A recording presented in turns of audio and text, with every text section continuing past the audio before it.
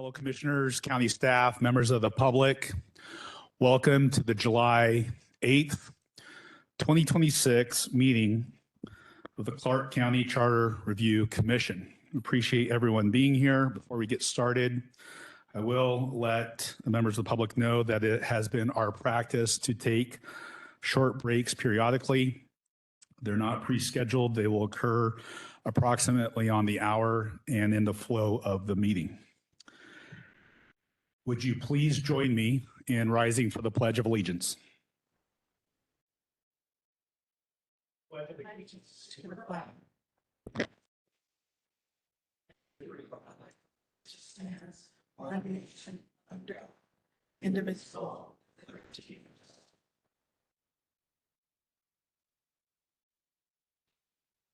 justice. Thank you.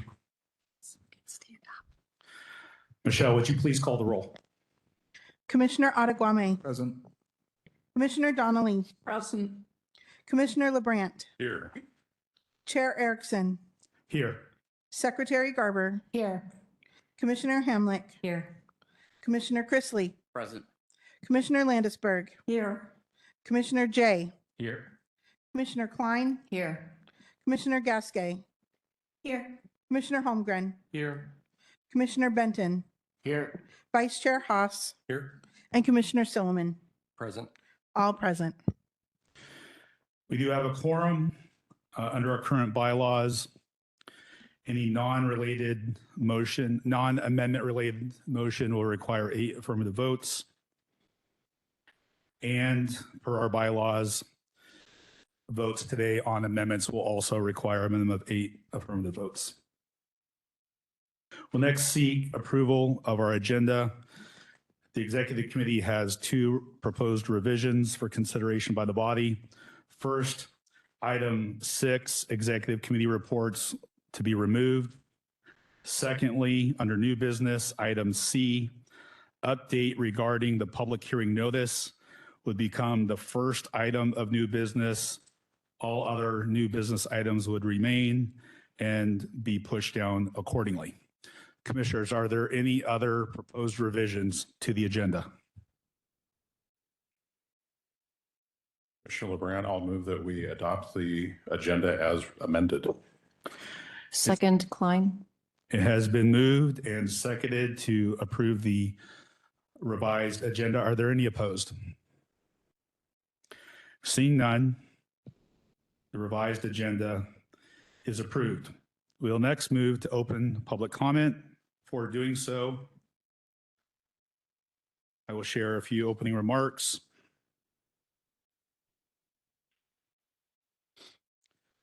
Tonight's meeting is unique. Members of the public may provide comments in one of 2 ways. First, you may provide up to 3 minutes of public comment now.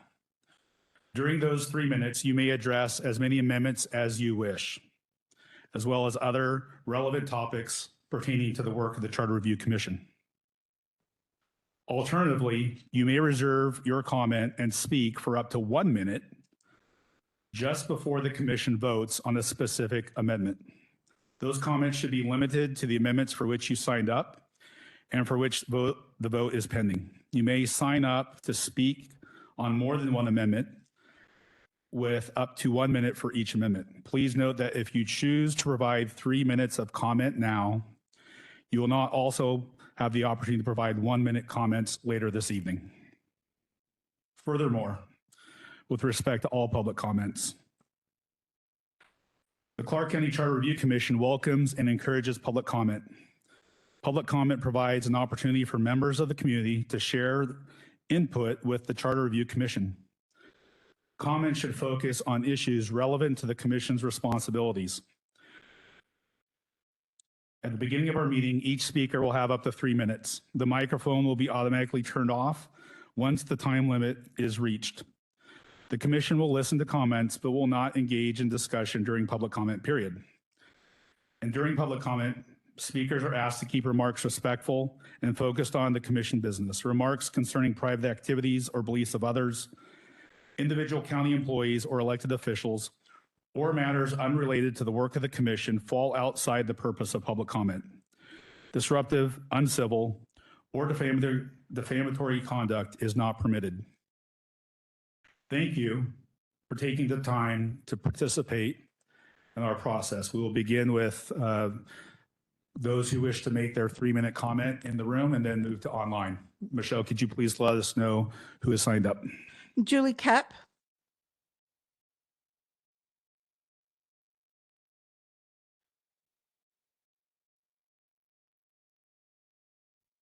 Hi, excuse me. Good evening, Julie Kep. Thank you for allowing me to speak. I was going to beat the drum against 2608 yet again. That's the supermajority requirement for county council to pass councilmanic taxes. But I surmise that all of you already know how you're going to vote on that. So I just want to say that the vote to send that to drafting was probably the most partisan vote taken by the commission this year. It's gated in with 8-7 study committee votes. But I'm still keeping my fingers crossed that maybe one of the commissioners who voted yes last time will have a change of heart this time around. On the other amendments under consideration, I decided to play around and see which ones received supermajority vote totals to go to drafting. The supermajority in this case is 12 votes.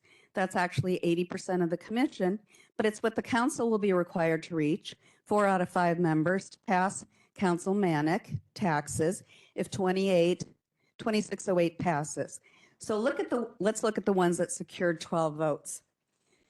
2610 on the budget process, 12 votes. 2614 performance audits, 13 votes. 2623 revised council powers regarding boards and commissions, 13 votes. Annual publication by county manager, basically unanimous, 14 with 1 absence. 2631, another 14. Of course, the council's going to look at that. 2640, amending the initiative and referenda process, 12 votes. So far, 6 amendments reached my supermajority threshold. 3 amendments that did not pass with the supermajority. 2607, land supply and construction cost analysis, only 10 votes. 2608, supermajority council approval, as I said, only 8 votes. And sadly, 2610, term limits for council, 7 yes, 6 no, 2 absent. But we'll see that again, I'm sure. Regarding 2601, clarifying nonpartisan elections, that received 8 yes, 5 no, 2 absences, and did not achieve my supermajority. But of all the amendments here, this one may be the only one that saves the county money without any loss in services. Loss of campaign contributions, oh well.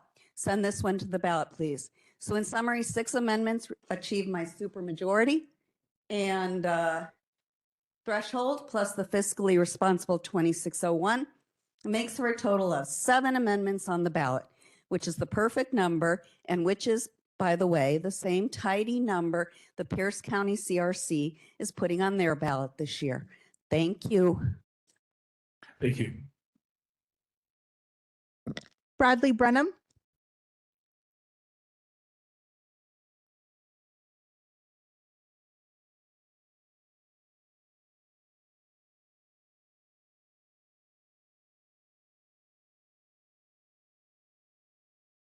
Hello, I hope everyone is well tonight.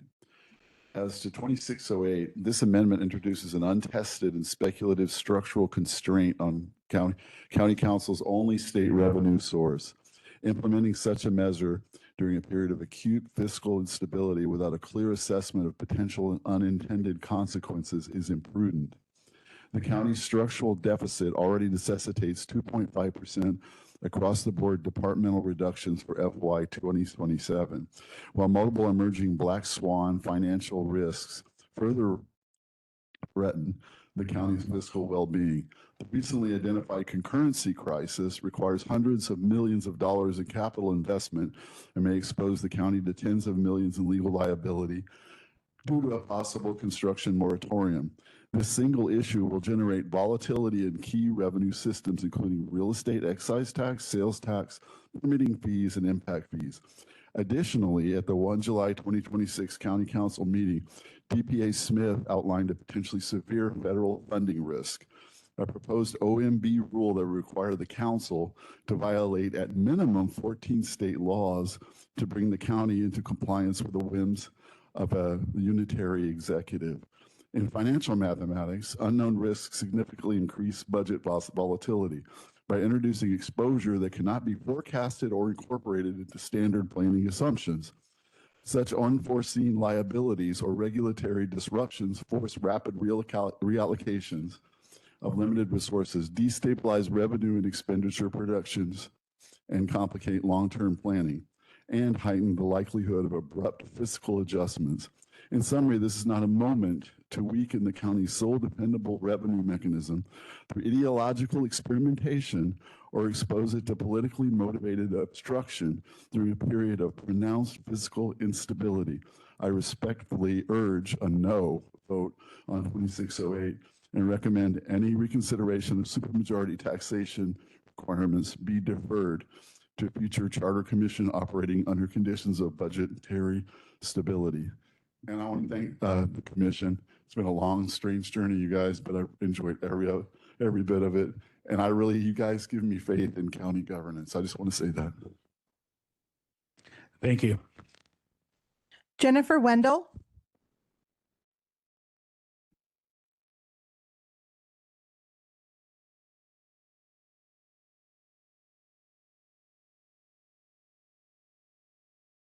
My name is Jennifer Wendell. I'm a resident of District 4, and I'd like to speak on two different amendments tonight.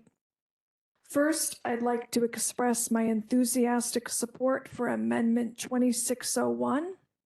Due to the work of the previous Charter Review Commission, the voters of this county chose to transition the executive and legislative offices to nonpartisan status. Amendment 2601 simply ties up a loose end in implementing the will of the voters to make the election of these positions nonpartisan. Trying to roll back a previous vote of the people seems counter to the spirit of this particular commission. Furthermore, this amendment lays responsibility for political campaigning and fundraising where it belongs, with candidates and their parties, not taxpayers. At a time when political corruption runs rampant, candidates should not expect succor from an electorate that's struggling to afford the necessities of life. Asking voters to pick up the tab so a small number of candidates can raise more money and earn better name recognition is unlikely to pass, at least in this economy. Second, I'm here to once again express my opposition to Amendment 2608. Simply put, taxation decisions are not extraordinary. Taxes are the ordinary way our elected representatives allocate pooled resources to pay for public goods and essential services. Levying taxes is simply a routine part of governance that should continue to be settled by a routine, simple majority vote. And to be honest, I'm baffled as to why the commissioners who've been seeking significant increases in funding for the sheriff's office are also pushing for this amendment, which would make paying for those increases even more challenging. At least 70% of general fund expenditures go toward law and justice, or as some of you might call it, public safety. Without that 1% councilmatic levy, the county likely won't be able to maintain current levels of law and justice spending, let alone designate money for expansion. Implementing a filibuster on council taxes would likely lead to spending cuts for public safety. And I'd like to know how you plan to explain that to your future voters. Thank you. Thank you. Darlene, is it Kula?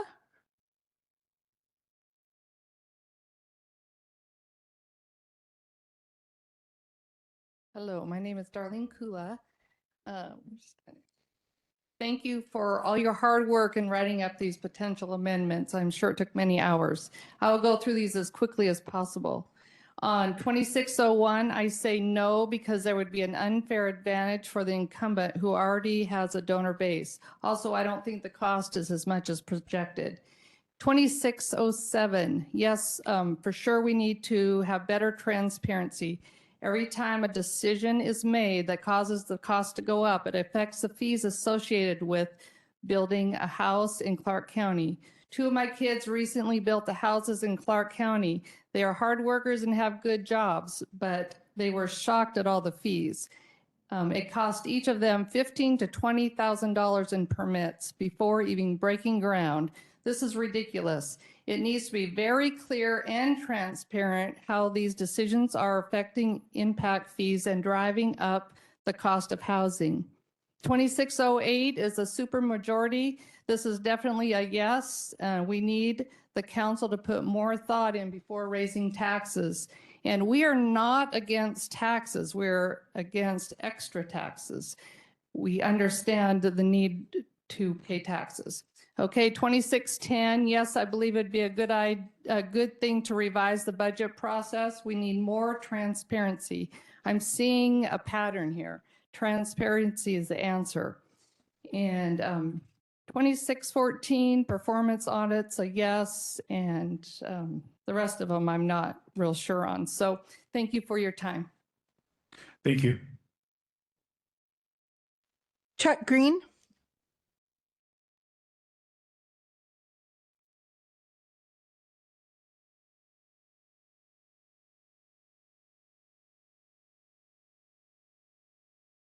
Good evening, Commissioners. I'm Chuck Green. I was the 2021 Charter Review Commission co-chair. I just want to congratulate you for making it this far. This is a pretty historic night, and don't downplay it. Have a signing party for the resolutions. We did it in 21. We had it in Kathleen's office, and it's a big deal. So I'm sure she'd be happy to do it again. Because of time constraints, I'm just going to focus on the amendments that I oppose. I did send my comments in a couple days ago. I hope everybody has a copy of it. If you don't, I brought some extra copies for you to read. First one is 2607, housing options. I'm opposed to this for a couple reasons. One is there was a reference to Whatcom County having done the same thing. Well, theirs just took effect. So we don't know if there's any benefit of this amendment on Whatcom County. The language is too broad. A developer could submit a rezone request. A rezone would be a code amendment, and the taxpayers of Clark County would need to fund that financial analysis in order to study that. I don't believe taxpayers should pay for something that is a developer request. I'm opposed to 2608. My wife and I live, that's a supermajority. My wife and I live in the unincorporated area. The amount of this general fund that's controlled by the county council is 7% of our property tax. The other 93% are dedicated funds or school district or Port of Ridgefield district that the county council has no impact on. This also would require 80%, 4 out of 5, to satisfy 2/3 majority. Pierce County, which is the only other county has this, excuse me, is 71%. That's 5 out of 7. Also, 2620 term limits. The last person that had more than 2 terms was the late John McKibben, and he left office 36 years ago. Since then, we have had no county councilor serve more than 2 terms. I don't see the need for this. There's no need to do it now. You got plenty of other amendments to consider. It should not be on the ballot. Finally, the mini initiative and referenda process, we put that on the ballot in 22. I was ground zero for all the comments and input and questions about that as co-chair. I've also given 12 presentations to people on the charter since then. I have not heard anyone have a groundswell of support to put this back on the ballot. And therefore, I would oppose putting that back on the ballot because voters have already spoken. Again, thank you for all of your time on this. This has been a big deal, and congratulations again. Thank you. Michael Kula.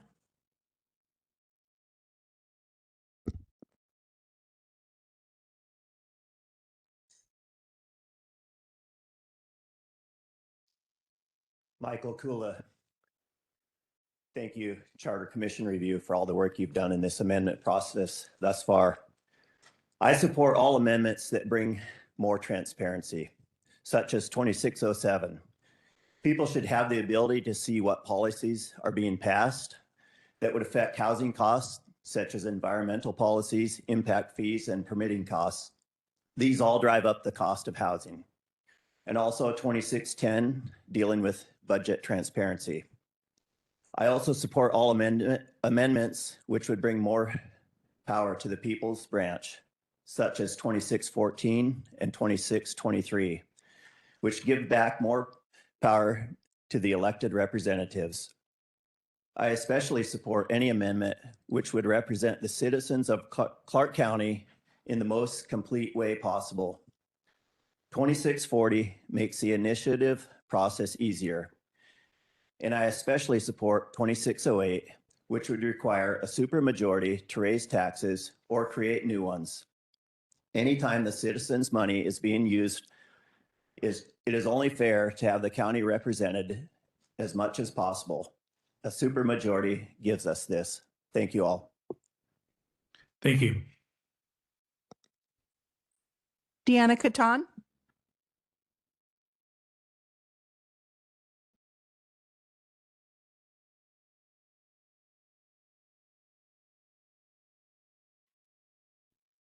Hello again, everyone.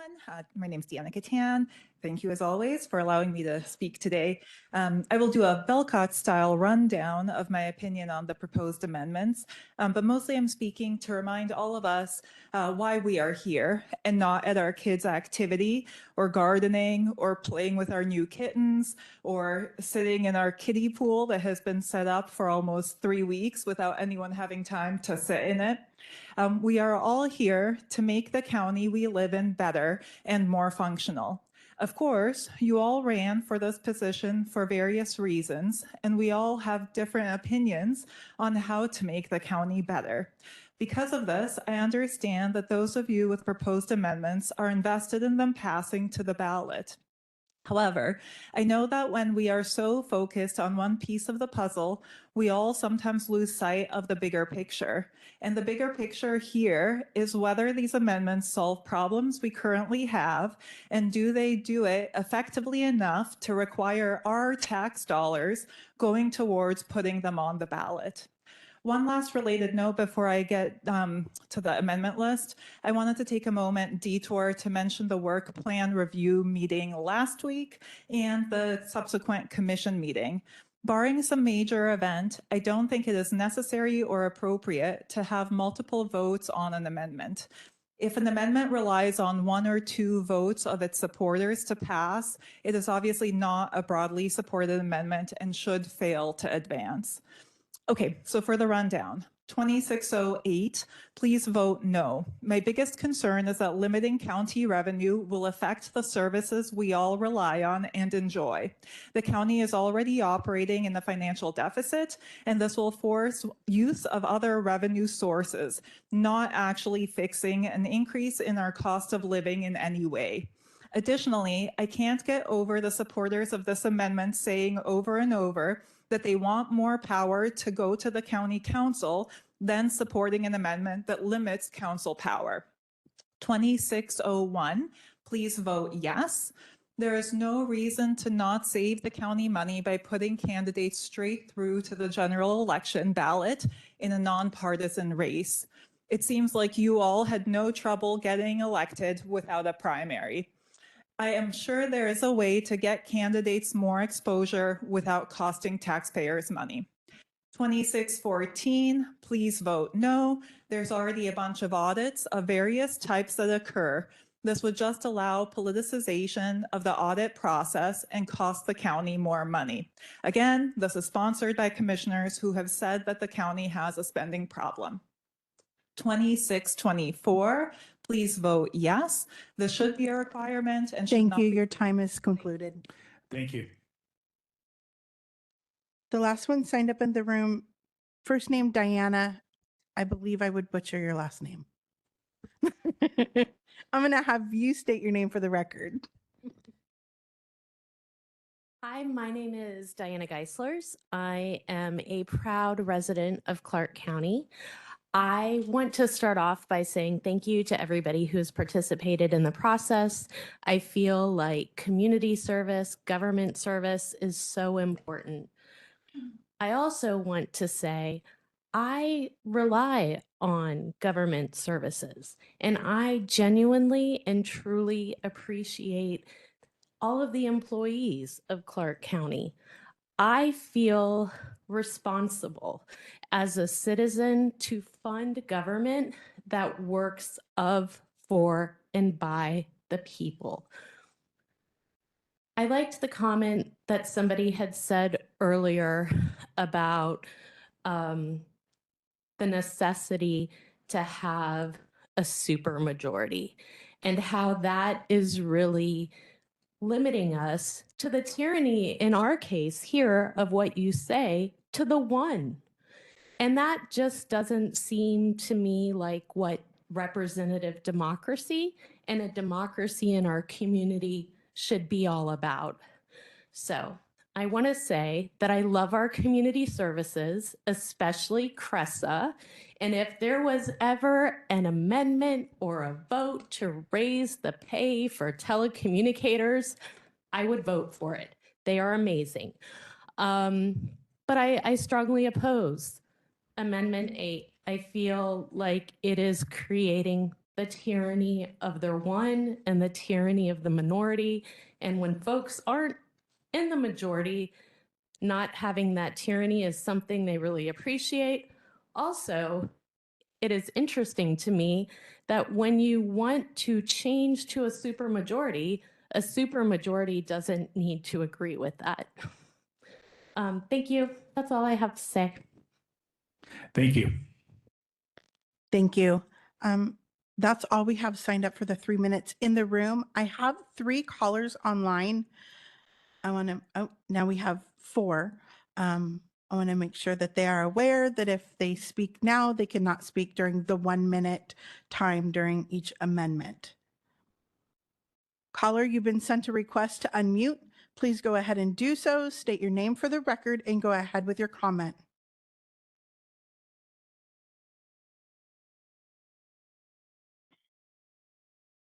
Good evening, everybody. Thank you for being there. Kimberly Goheen Elbin. Thank you very much for faithfully undertaking your responsibilities entrusted to you by the voters here in Clark County, Washington, USA. I'm in agreement with these proposed amendments and resolutions. I've read many comments that are concerned with the supermajority to pass tax increases would result in public services and public safety would be put at risk. I remember the pandemic. They shut everybody down and that didn't turn out very well, but the government still turned its wheels, I noticed. But I think that all public services and public safety is vital. And I find and that it should be, when this happens, the funding should be found through the big government and lay off those that are really not needed. So if we have big government, you lay them off first, you keep the public safety and public services to the people. So cut the fat, not the public safety or services. Ethics meetings were waylaid as I listened to them when only 1 or 2 of them out of the 3 members were not attending and put off important priority issues brought by concerned citizens. I saw that numerous times. I thought, wow, this is pretty bad. And I really respect ethics review commissions, that's for sure. I don't know who will be on this new ethics review commission, but they absolutely must be ethical, experienced in law and justice, government policies, public awareness, and must understand the Constitution as they review and investigate public servants, which is our government. Thank you again for faithfully serving, and God bless those that love him. Amen. Thank you. Thank you. Caller, you've been sent a request to unmute. Please go ahead and do so. State your name for the record and go ahead with your comment. Good evening, Commission. My name's Jordan Heyman. I live in County District 4 or Council District 4, and I submitted a written comment last week. However, I needed to make a clarification due to the nature of the transfer from email to public comment document. I am a member, or I am an employee at the Southwest Washington Regional Transportation Council, and there was a misunderstanding with my public comment, and I just needed to clarify for the record that the comments that I submitted, I did as a private citizen of the county, and that my positions on the charter amendments do not constitute an official or considered or even necessarily shared opinion by the Southwest Washington Regional Transportation Council, its executive director, or any other members of its staff. These comments were submitted solely by my views, and I have since gone through and made some edits and changes to my email so that hopefully this misunderstanding doesn't occur again. So I wanted to come and make that clear going forward, that this is purely my own, these are purely my own thoughts on the amendments.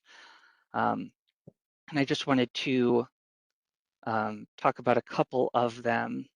For 2601, I don't think it's fair for taxpayers to be propping up a free, or well, a taxpayer funded opinion poll for those specific circumstances where the primary doesn't have any impact on who's going to be present in the general election.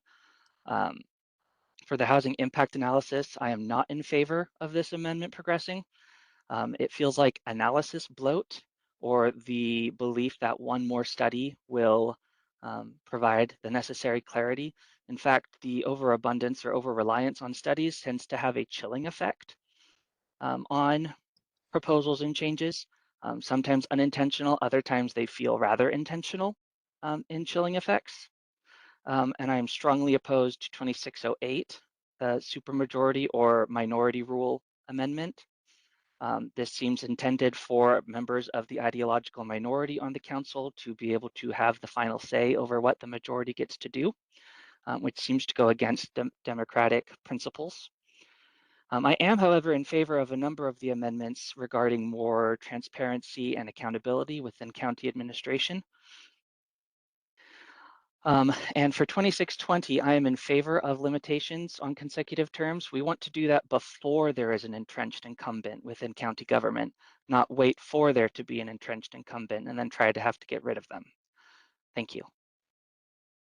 Thank you.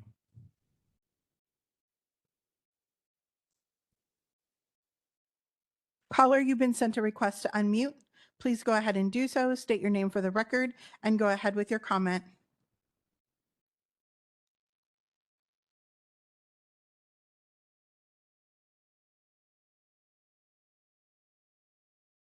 James Clark, you've been sent a request to unmute.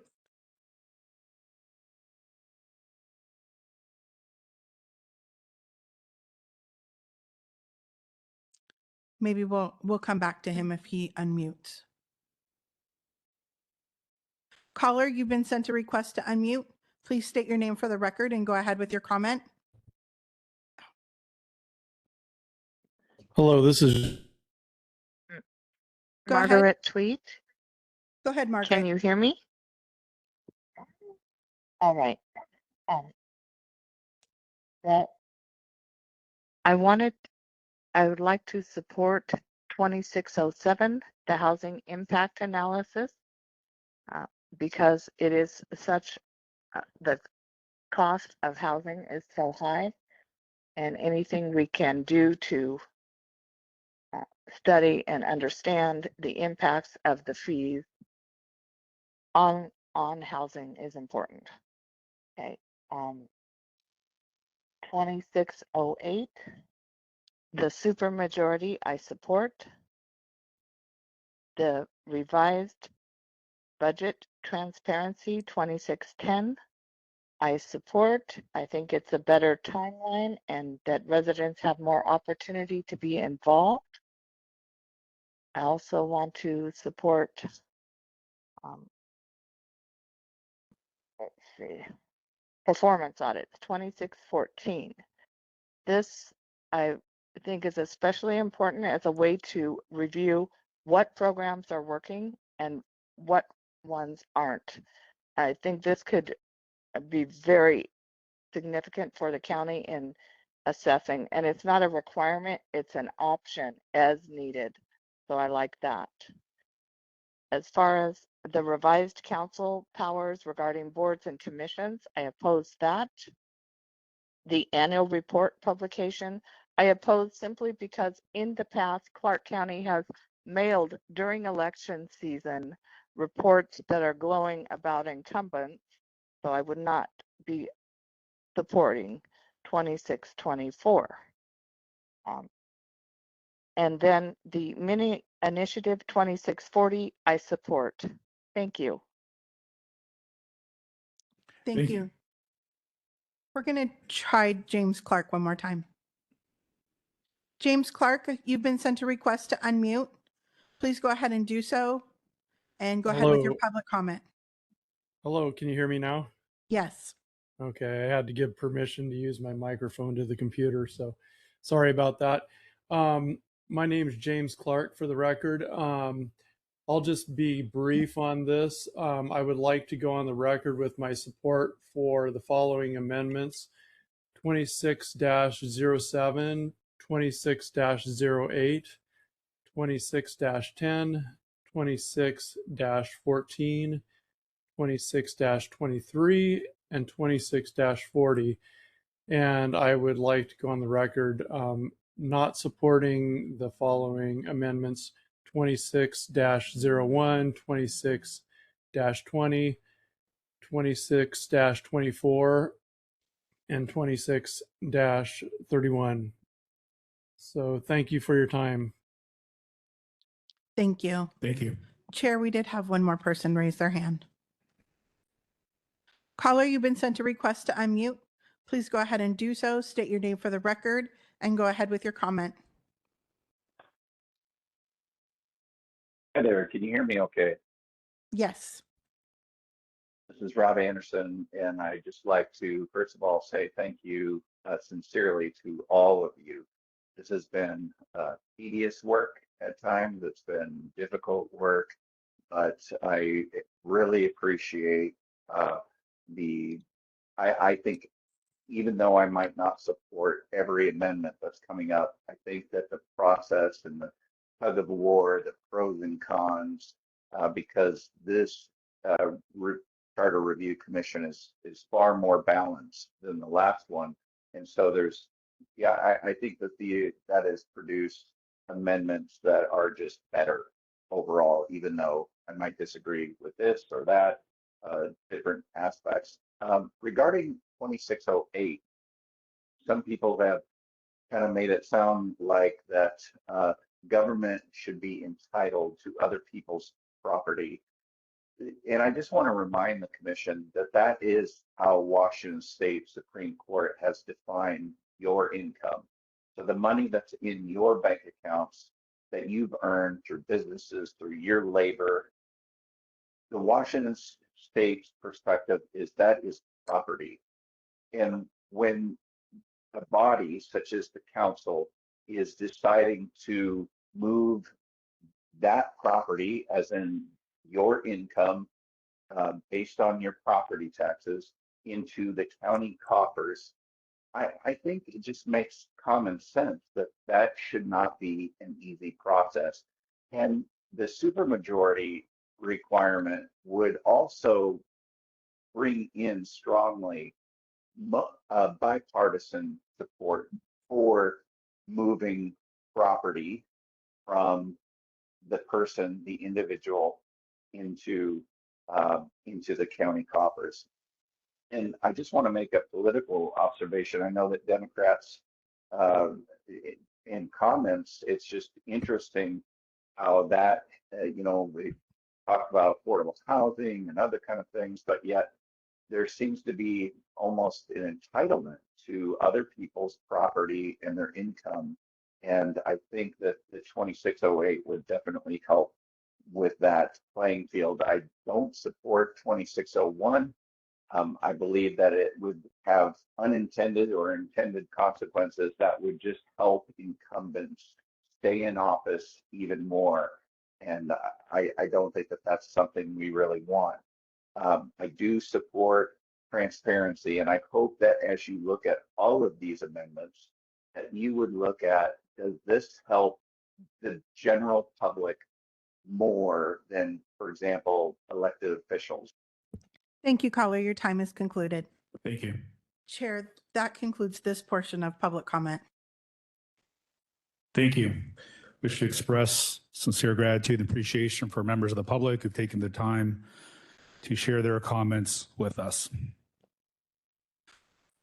We'll next move on to approval of minutes from our July 1st, 2026 meeting of last week.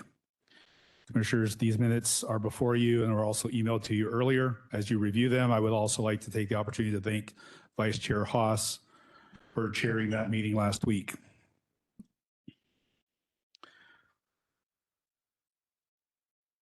Commissioners, are there any proposed revisions to the minutes in their current format?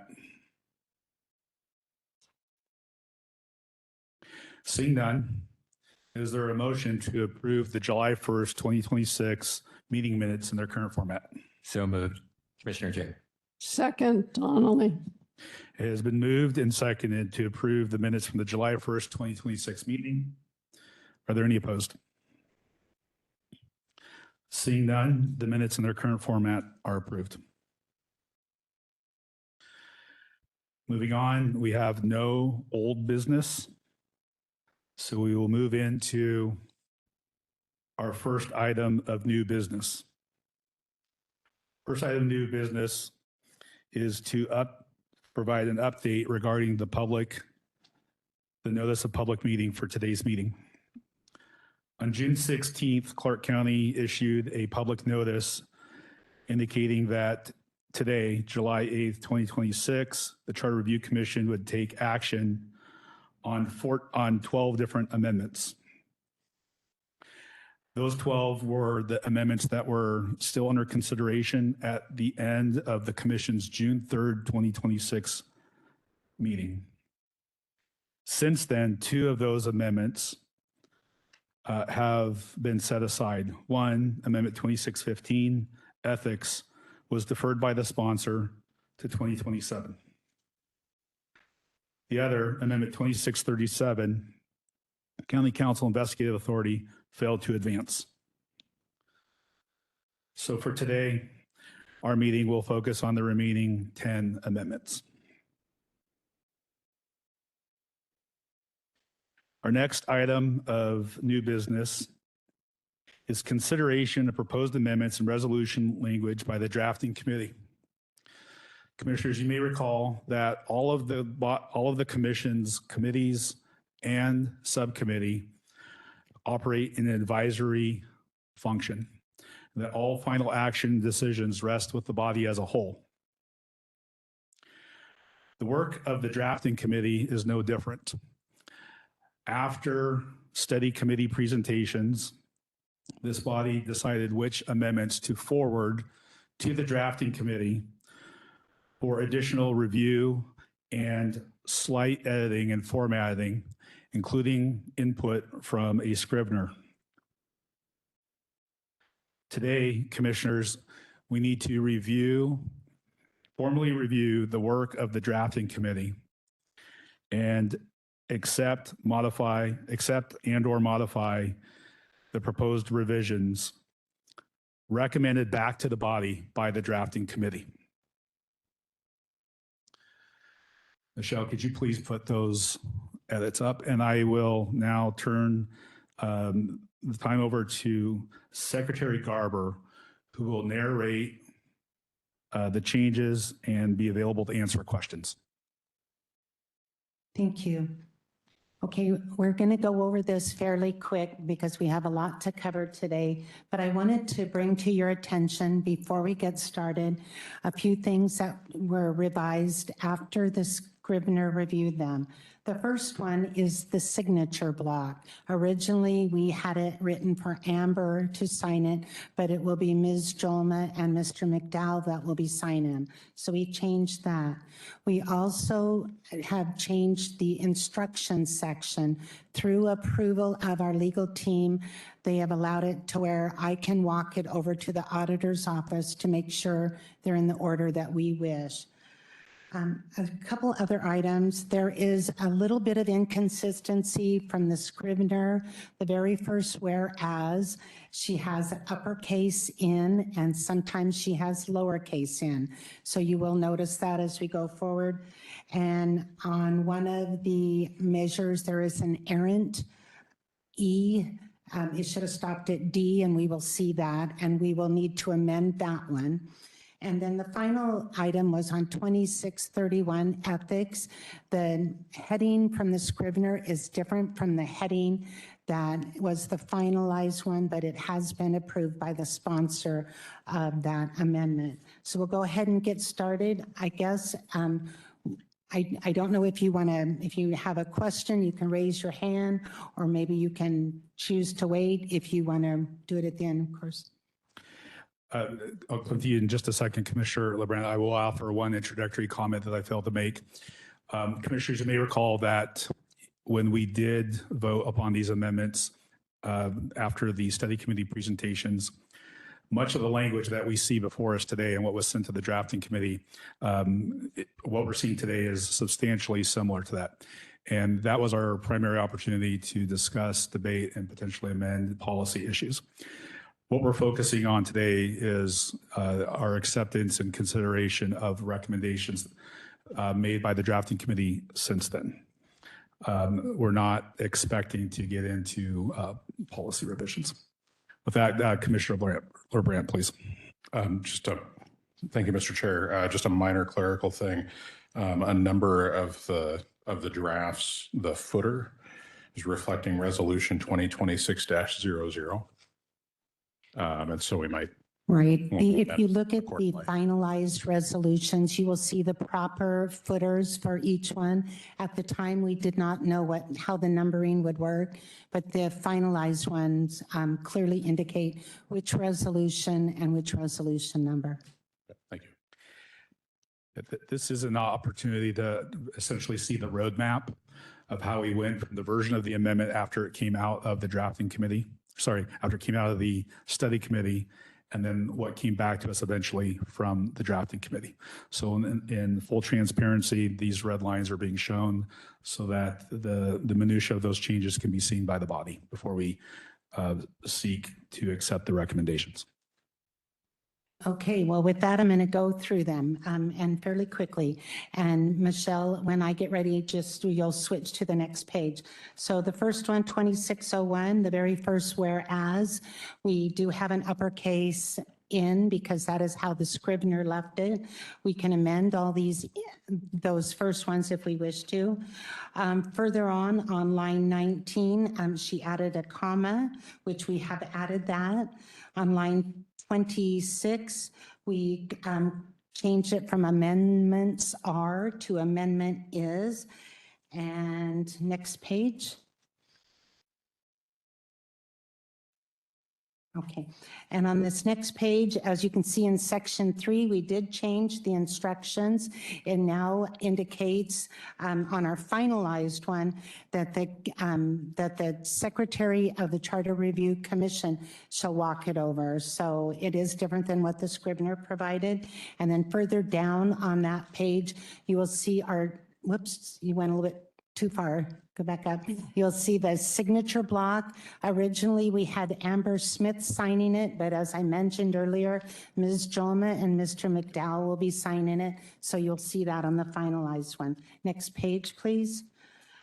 And at the bottom of this page, we misspelled Duncan's name quite a few times, and we did correct it. It is spelled properly now. Next page. This is 2607. On line 9, we have that where is, that is uppercase for the in. On line 14, it went from commissioners to commission. We made that change. Line 18 added a comma. Line 24, we made amendments are to change it to amendment is. Next page, please. On this next page, we updated the instructions for submission to the secretary to turn it over. And this is the one that we had the errant E on the finalized one. You don't see it on the Scrivener's one, but when we were doing spacing, it accidentally added an A, and we will need to amend to remove that. And then you can see that we updated the signature block and now are using the proper one. Next page. On the bottom, that is another one where Duncan's name was misspelled. Next page. This is 2608, line 17, we added a comma. Line 23, we made it amendment is instead of plural. Next page. On line 2, this is one that had a little bit of a substantive change that we did get approval from legal counsel. We added the word levied. This was approved by legal and also approved by the sponsor of the amendment. And then further down, the instructions was changed to allow the secretary to take it over. And the next page, we updated the signature block. And next page, we fixed Duncan's name again. All right, next page, 2610. On line 16, we added, right after the whereas, we added the. And then line 23, we made it go from plural amendments are to amendment is. And then on line 31, there was an extra dash in there. It said 36-40 and it's now 36.40. We have corrected that. Next page. On line 14, it is renumbered and we corrected the numbering from E to C. And then we updated on line 15, we added and statutes. That was a correction the Scrivener made. Next page. On this page, there is a tracking that shows on line 2, but that was actually a track change the drafting committee made before we ever gave it to the Scrivener. We had the words anyone and may as one word, and we corrected that. Further down, we changed the instructions again. And then on line 22, it was indented. And so that's just showing that we removed that indentation. Next page. The signature block got corrected. And then the next page, we, of course, corrected Duncan's name again. Okay, next page on 2614, on line 10, we added, we made that, this is where she started changing the capital I into lowercase. And we did do that, but I'm just pointing out that we made that change and we can choose to amend it to have all of them the same. Next page. On line 4, we deleted 3 and made it section 2. And then further on that line, we added the word process to have it match up with the section name. On line 17, she added, and 16 and 17, apology, she added generally accepted government auditing standards. And then on line 22, she renumbered it from 4 to 3. And line 25, it went from 5 to 4, and we changed the instructions. Next page. I was at this point, we started doing the instruction, the signature block the way we wanted to. So I don't believe we see many more of the signature block changes. Next page, we finally have Duncan's name spelled correctly. Next page, 2620. On line 8, we made the in lowercase like she directed us. Line 32, we changed the plural from amendments are to amendment is. Line 38, we deleted the S off the word limitations, so it's just limitation. Next page. We changed the instructions. And then on that one, further down, we do have the correct signature block. And the next page, we do have, there are no changes on that page. On the next page, 2623, line 14, we changed it from Charter Review Commissioner to Charter Review Commission. So we deleted the ER. On line 18, we added a comma and removed a space. Line 24, we made it go from plural to singular to amendment is. Line 28, we added the word the in powers of the council to match closer with the section that it is referring to. Next page. We updated the instructions for submittal and the signature block is correct. Next page. On the next page, there was the typo in Duncan's name and we've corrected that. On 2624, there was on line 5, there was an extra period in the section 3.2b. We removed that. Line 10, we made the lowercase I in. And line 37, we removed the, it looks like we added 3.2 point on line 37. Next page.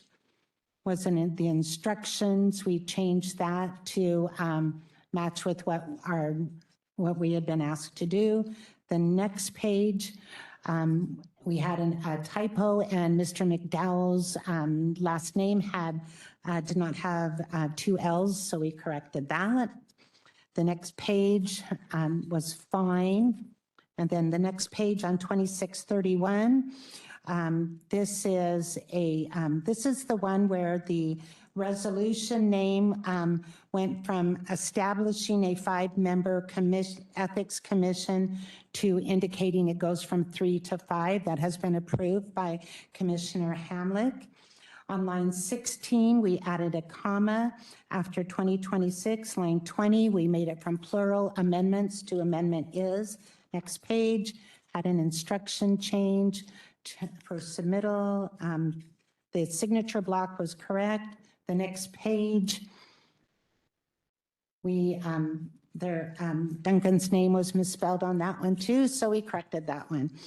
On 2640, this one had a little bit of work because of the confusion between the section numbers of the resolution and the sections in the actual charter. So on line 13, we added the word and after home rule charter. We changed on line 14 from commissioner to commission. On line 18, we made it from plural from amendments are to amendment is. Next page. And this is where we started changing the sections. We made them capital so you could clearly see the sections of the resolution numbers versus the sections of the charter. So we added that new language to show it's section 1. Next page. There were no changes. The next page after that, you can see on line 6, we updated the section to be all caps and show that it is different than the section 7.3 right below it. Line 14, we did the same thing, made it all caps and show it section 3. And at the bottom of that page on line 34, section 4 is the same way. Next page, please. There are no changes on that page. But the following page, this is where on line 5 that the scrivener caught a cross-reference typographical error that she pointed out to us. Legal was brought in to ask what they thought, and they agreed that it should be changed. So we're going to make that change. On line 29, we've done section capitalized. That's on line 29. Commissioner Garber, just for clarification, the typographical error that you're referring to is something that was in the original charter, the charter that we inherited, correct? That is correct. It was a cross-reference. It referred to 7.2B, but that was not correct. So as she did research, she realized it should have been 7.5 and brought that to our attention. So yeah, line 25, we added a new section. Next page. On line 2, we added We did the section all caps to show the difference. And then on line 8, we made that section 7.7. And line 10, we made that section 8. We had instruction change on that. And then the signature block, I wanted to show that we did change that. And we have made it so it's the correct signature block. And then the very final page, we updated Duncan's name one more time. So that is all the changes we made. They, as we mentioned, they are really minor Scrivener changes, but it is a requirement to bring it in front of this board. And so we can entertain a motion at this time if you wish. Commissioners, before we go to a motion, we'll ask if there are any questions or clarifications. Commissioner Klein, please. Brief question. Thank you, Chair. And thank you, Secretary Garber, for all the work that you've done on this.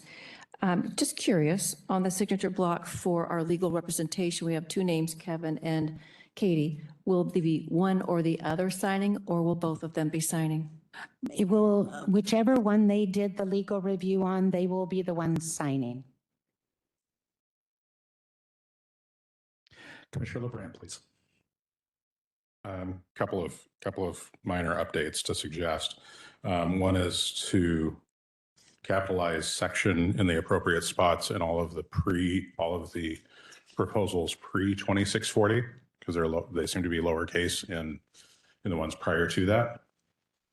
And then circling back, that we update the footer to reflect the correct amendment proposal number.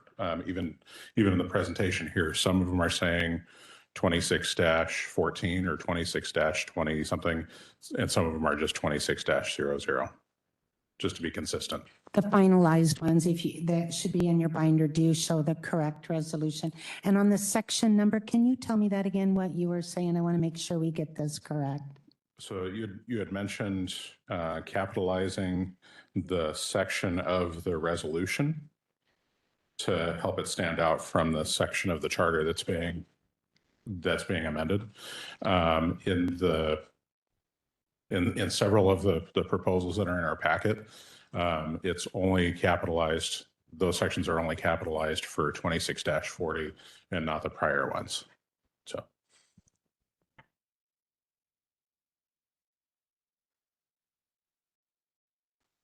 Okay, thank you. I can certainly make that change. I think part of your question is rooted in the fact that what the printed pages in our binder are not the final version of the amendment. So when you see missing references in footers, for example, that's not necessarily an error to be corrected, because what the final version is what we received in email and what's been posted to the website, not necessarily what's in the binder. Okay, but that's including what I'm seeing up on here. Some of them are showing 26-14 and some are showing 26-00. So right, it's because we, about 3/4 way through our drafting committee, we had figured out how we wanted to number them. So we started putting the footer in there properly. So some of them are right, but the ones before that, we made the change after the fact. So I guess what I'm asking then is if we're going to make a motion to adopt all these changes, if we want to include that as maybe as part of that motion to accordingly update those other items. Yes, they will be. They already actually are, but we'll make sure they are. Thank you.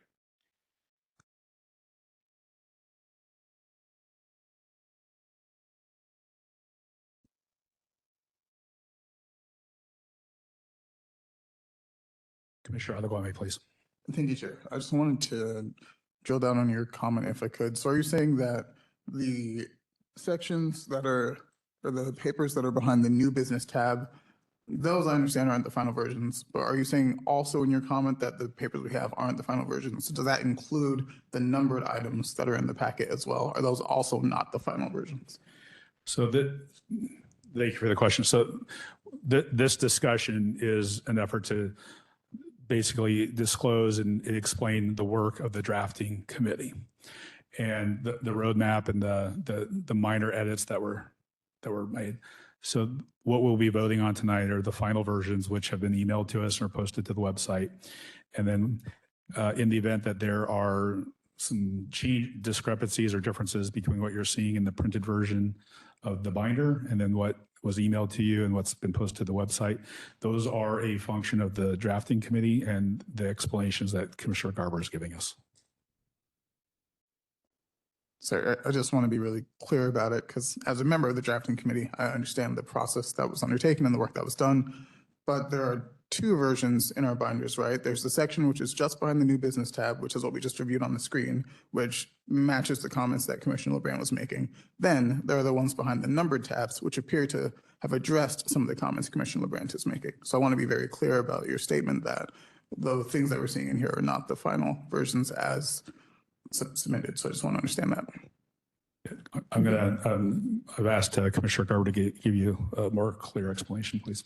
Yeah, so what it sounds like is the finalized version that I sent all of you in an email and is on our website is the final version.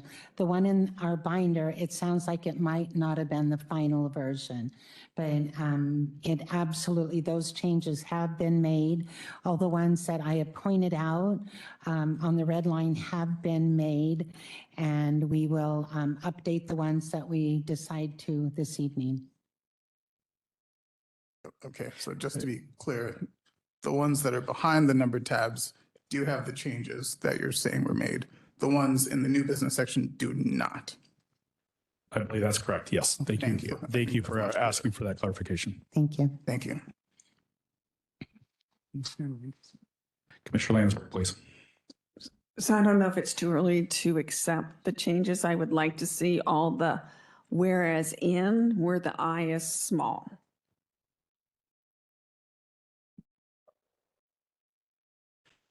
Commissioners, are there any other questions about the changes that were made by the drafting committee and recommended to the body?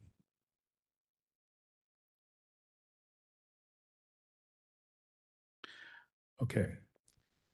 Commissioner Secretary Garber, are you ready to suggest a motion, please?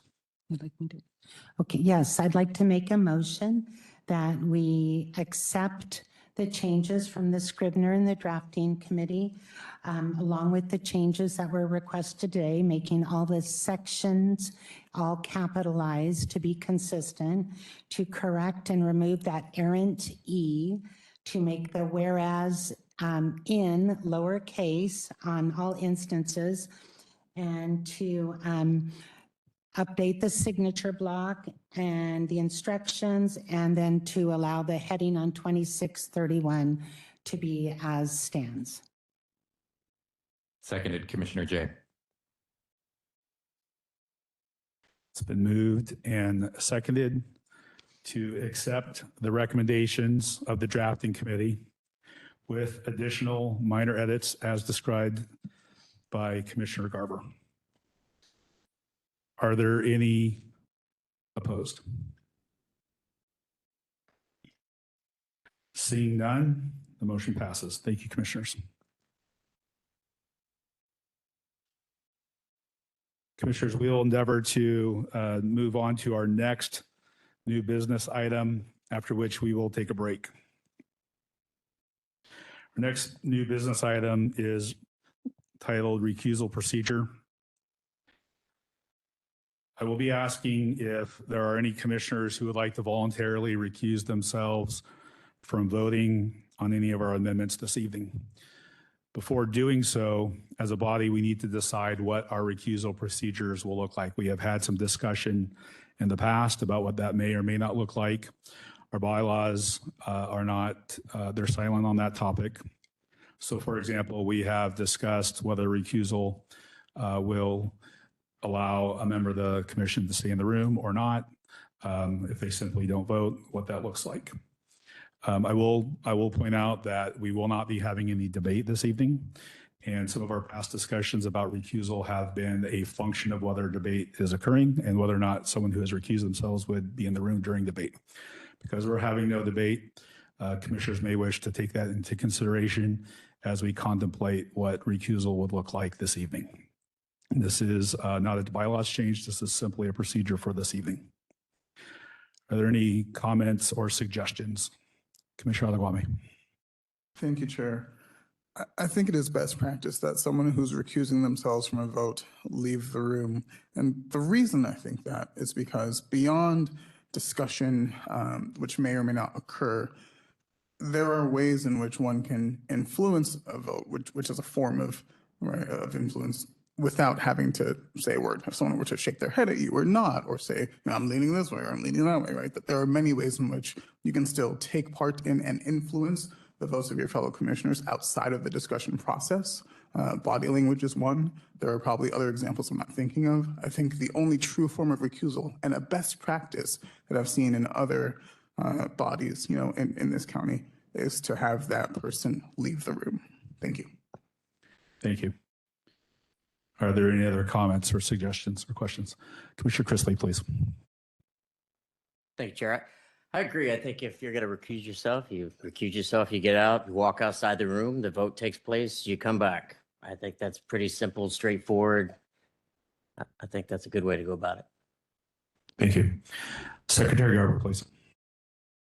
I think for a vote like this tonight, where there is no debate by the commissioners and our vote is clearly public record, because we will do a written roll call, that just abstaining from vote or recusing themselves from voting, I believe is good enough. Okay. And for clarification, Secretary Garber, is it your intent to suggest then that recusal would look like simply stating abstain when the vote comes to you? Yes. Thank you. Commissioners, are there any other comments or suggestions? Commissioner Silva? Thank you, Mr. Chair. I just want to voice my agreement with the comments of Commissioner Garber. Commissioner Landsberg, please. I want to express my agreement with what Commissioner Adegwami said. So I think we should have a roll call vote on whether we think it should you should be in the room or not in the room. Thank you. We will eventually take a vote once a motion is made. In the meantime, we're coalescing around what that motion might look like. Commissioners, are there any other suggestions or comments?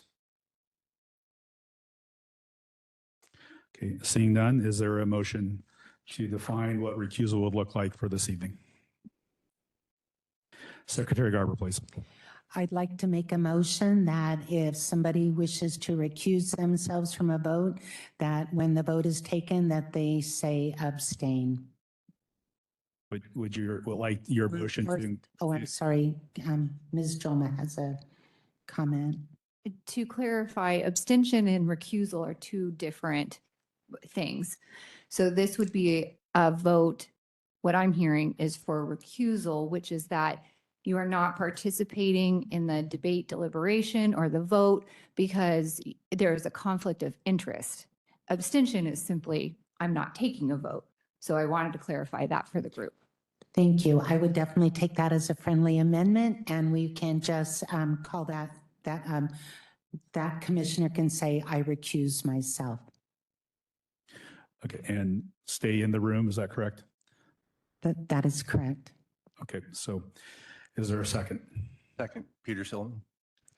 It has been moved and seconded that for this evening, that commissioners who wish to voluntarily recuse themselves before voting on an amendment would do so by stating the recusal and be allowed to stay in the room during the vote. Is there any debate? Commissioner Holmgren. I'm just wondering when the recusal would be announced. Would that be at before the vote is taken, or is that just as the roll call is being announced in this conception? My motion was for when it was their turn to say either aye or nay, that they would say, I recuse myself during the vote.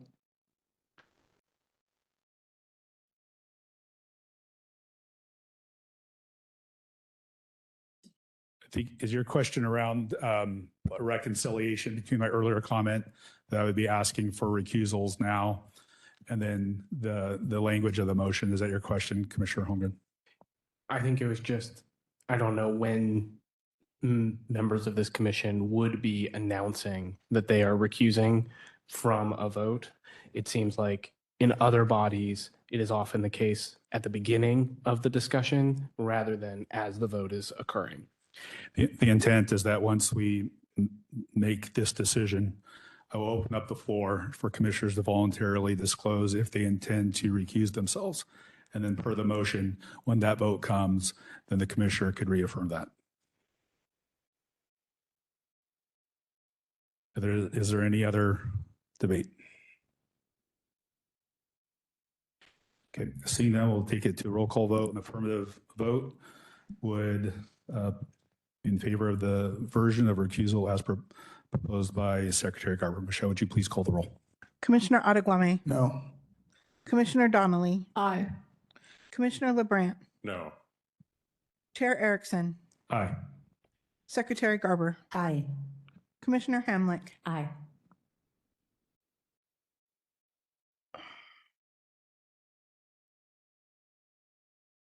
Commissioner Chrisley, No. Commissioner Landisberg, No. Commissioner Jay, No. Commissioner Klein, Aye. Commissioner Gasquet, No. Commissioner Holmgren, No. Commissioner Benton, Aye. Commissioner Haas, Aye. and Commissioner Silliman. Aye.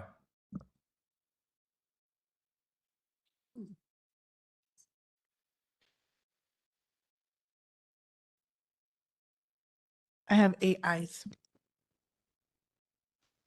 That's just my tally as well. With 8 affirmative votes, the motion passes. Commissioners, I will now open the floor. Are there any commissioners who would like to voluntarily express their intent to recuse themselves during any votes today? And if so, raise your hand and identify which amendments, please. Vice Chair Haas, please. 2631. Thank you. Are there any other commissioners who would like to voluntarily recuse themselves from any of our votes today? Okay, seeing none. Thank you, commissioners. That concludes that item of new business. We'll now take a 7-minute break, reconvening at approximately 6:25.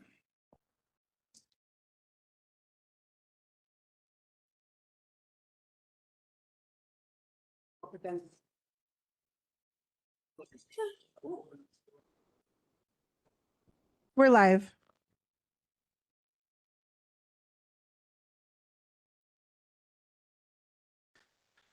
Commissioners, county staff, and members of the public, welcome back. We'll next move on to our next item of new business, which is statement by the chair.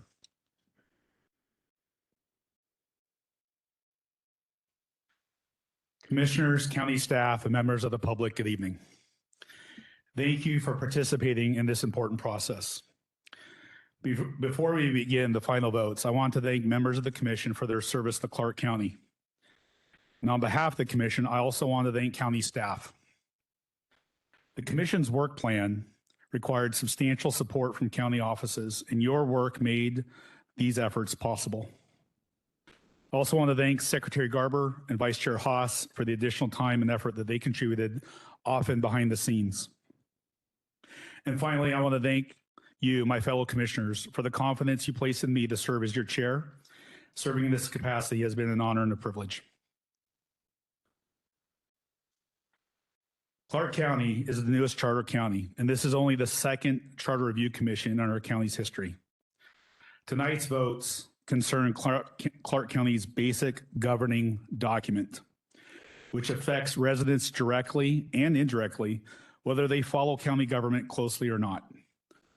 Recommendations to amend the document deserves careful, thoughtful, and deliberate review, and I believe that this commission has met that obligation. We began with 15 elected commissioners, the charter, and our legal responsibility to review and potentially amend the charter.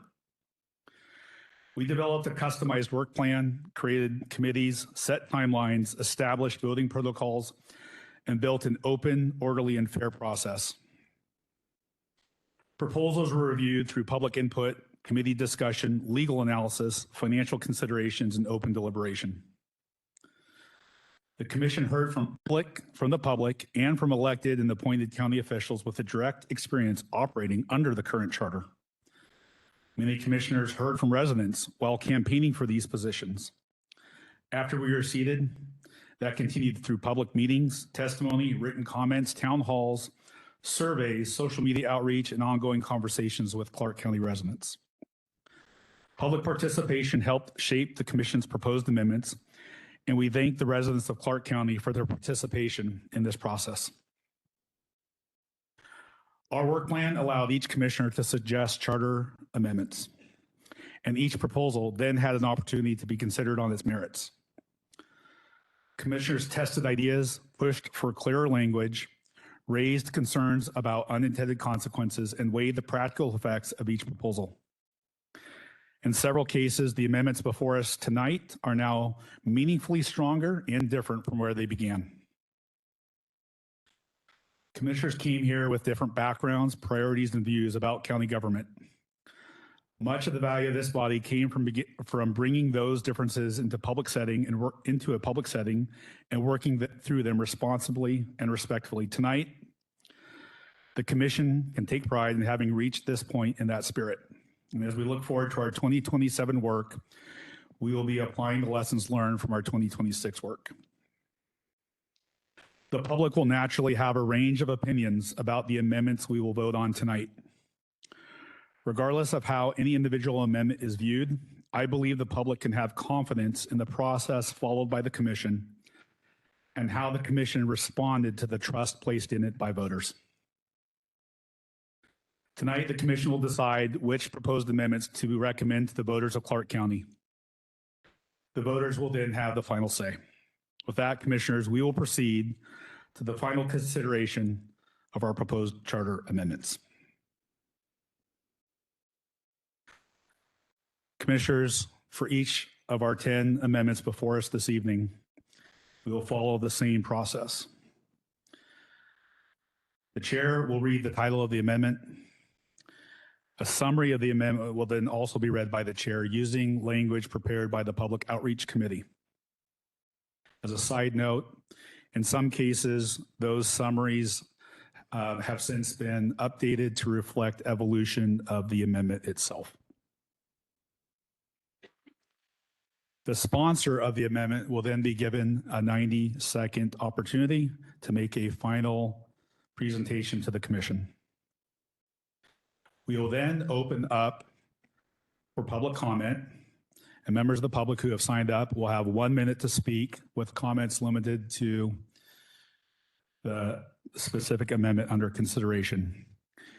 We will then call for the vote. Before I begin, before we proceed, are there any other questions? Are there any questions? Okay. Our first amendment is Amendment 2601, clarifying nonpartisan office elections. The sponsor is Secretary Garber. This proposal would require that if there are 2 or fewer candidates for a nonpartisan county executive or legislative office, that office will not appear on the primary ballot and instead will only appear on the general election ballot. This proposal would reduce the number of offices appearing on primary ballots and reduce election costs charged to the county. In cases where there are 2 or fewer candidates in the office, the candidate or candidates will automatically appear on the general election ballot. The proposal retains election cycles to occur in even-numbered years. Michelle, would you please put the timer up for 90 seconds? Yes, I will.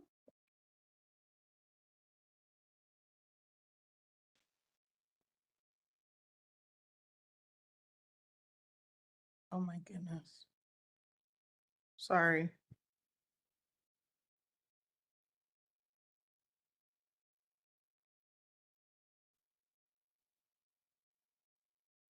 Thank you. Secretary Garber, are you ready to begin? Please. Go ahead. In 2021, more than 60% of voters supported making all county elected offices nonpartisan. However, it did not change the partisan election process. It kept the partisan primary, allowing every candidate's name to appear on the ballot, even when only one candidate has filed. The purpose of a primary is to determine who moves to the general election. If there are only one or two candidates, a primary is not needed. This charter amendment is one of only a few amendments that will save the taxpayers money.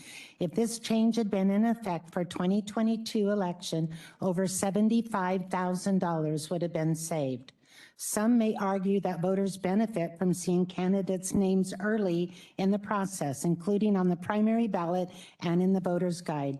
However, when a primary is not needed, that exposure amounts to taxpayer-funded campaigning. Candidates can begin campaigning and fundraising as soon as they file for office, and this amendment does not limit their ability to do so. Others may prefer returning to party labels next to candidates' names, but I believe voters are capable of evaluating candidates and making their own informed choices. I respectfully ask you to advance this amendment to the ballot and give voters the opportunity to decide. Thank you. Thank you, Secretary Garber. Michelle, could you please let us know who signed up for public comment on this amendment? Yes. Diane Othel? I'm sorry. Michelle, if you could please set the timer for 1 minute, please. Good evening, I'm Diane. And I'm in, thank you, Diane Orthel, and I'm in support of 2601. Why have two votes for the same person if there's only one or two people running? It's cheaper, it's clear. When I first saw this on two different ballots, I thought, did they lose? This is much clearer. I agree. It saves money. Let's move forward. Let's make it one and done. Thank you. Thank you. Carmen DeLeon.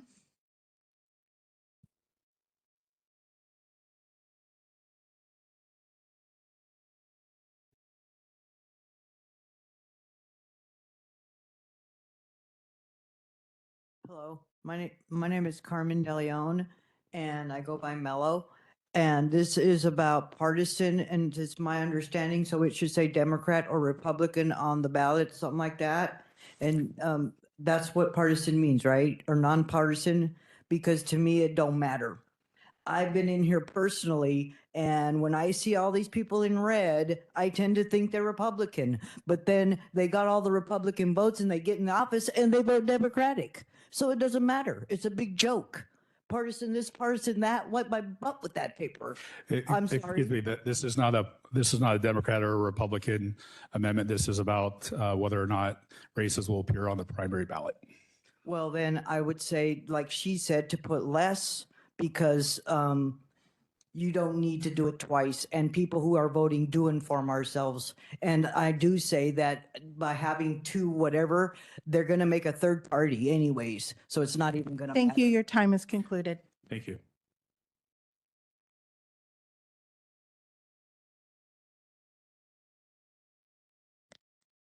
That concludes public comment for 2601.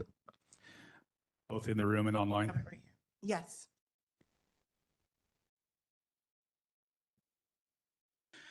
Commissioners, is there a motion to transmit Amendment 2601, clarifying non-party office elections, to the county auditor for placement on the November 2026 general election ballot? So moved, Commissioner Jay. Second, Commissioner LeBrun.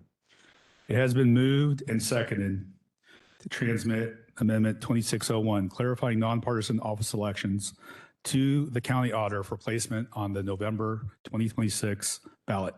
Michelle, would you please call the roll? Commissioner Ottaguame, Aye. Commissioner Donnelly, No. Commissioner LeBrandt, Aye. Chair Erickson, Aye. Secretary Garber, Aye. Commissioner Hamlick, Aye. Commissioner Chrisley, Aye. Commissioner Landisberg, Aye. Commissioner Jay, Aye. Commissioner Klein, Nay. Commissioner Gasquet, Aye. Commissioner Holmgren, Aye. Commissioner Benton, Nay. Vice Chair Haas, Yes. and Commissioner Silliman. Nay. 11-4. Motion passes. With 11 affirmative votes, Amendment 2601, clarifying nonpartisan office elections, will be transmitted to the county auditor for placement on the November 2026 general election. Next is Amendment 2607, housing impact analysis. Sponsor is Commissioner Jay. The proposed amendment would require Clark County to publish a credible public analysis of how proposed changes to land use or construction codes could affect land supply and construction costs before adopting any such amendments. The analysis must be data-driven, based on transparent assumptions, and prepared using methods generally accepted by planning and housing professionals, with findings made publicly available for review. The goal is to provide clear, credible information on potential economic and housing impacts, supporting informed policymaking and reduced unintended cost increases. Joe, if you could please put 90 seconds on the timer. Yes.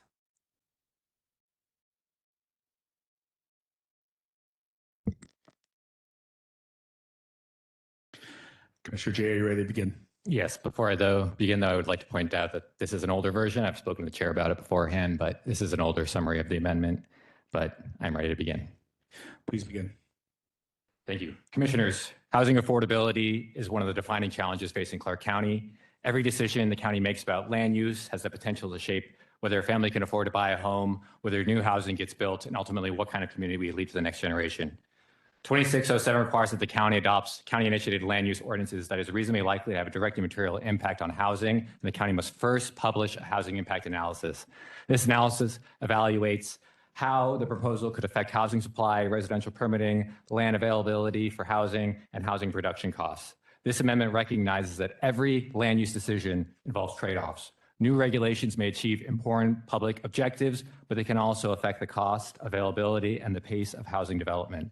By understanding those impacts before a decision is made, policymakers can make more informed choices, weigh competing priorities, and better anticipate unintended consequences. At its heart, this amendment is about transparency. When decisions have the potential to affect the affordability and availability of housing, the public deserves to understand how those impacts are made before that choice is made. Better information leads to better decisions, greater public confidence, and more accountability in government. The charter should establish principles that endure. Transparent, data-informed decision-making is one of those principles, and I respectfully ask your support. Thank you. Thank you. We'll now open up for public comment on Amendment 2607.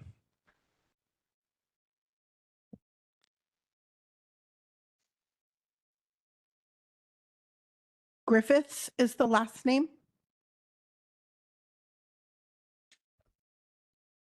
Please state your full name for the record, ma'am.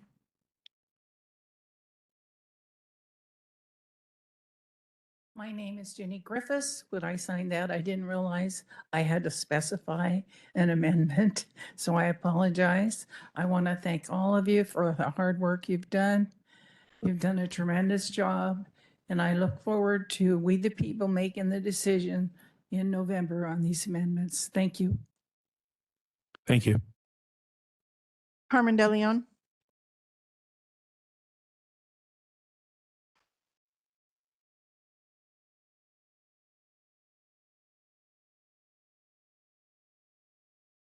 Yeah, Carmen De Leon again. I just want to say that it looks like a lot of repetition in this. You know, I know that every time people come to the county with requests to build houses or to build a building, they've already done the environmental impact and all of that stuff. So it does seem like it is giving another fee to something that's already kind of overkill.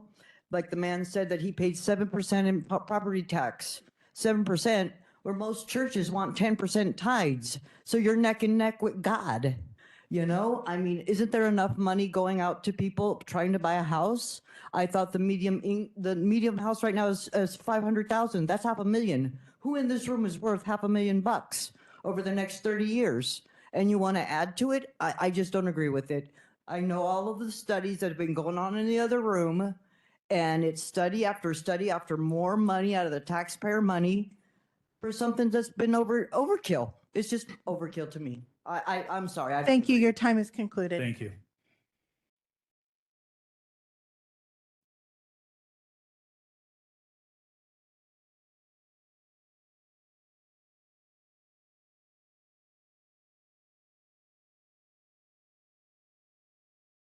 Are there any That other? concludes public comment. Okay, thank you. Commissioners, is there a motion to refer Amendment 2607 Housing Impact Analysis to the county auditor for placement on the November 2026 ballot? So moved, Benton. Second, Klein. It has been moved and seconded to advance Amendment 2607 Housing Impact Analysis to the county auditor for placement on the November 26 general election ballot. Michelle, would you please call the roll? Commissioner Ottaguame, No. Commissioner Donnelly, Yes. Commissioner LeBrandt, No. Commissioner Chair Erickson, Yes. Secretary Garber, No. Commissioner Hamlick, Yes. Commissioner Chrisley, No. Commissioner Landisberg, No. Commissioner Jay, Aye. Commissioner Klein, Aye. Commissioner Gasquet, No. Commissioner Holmgren, No. Commissioner Benton, Aye. Vice Chair Haas, Yes. Commissioner Silliman, Yes. 8 ayes, motion passes. It matches my tally as well. With 8 affirmative votes, Amendment 2607 Housing Impact Analysis will be referred to the county auditor for placement on the November 26 general election ballot. Next up is Amendment 2608, requires supermajority council for approval for county taxes. Sponsor is Commissioner Jay.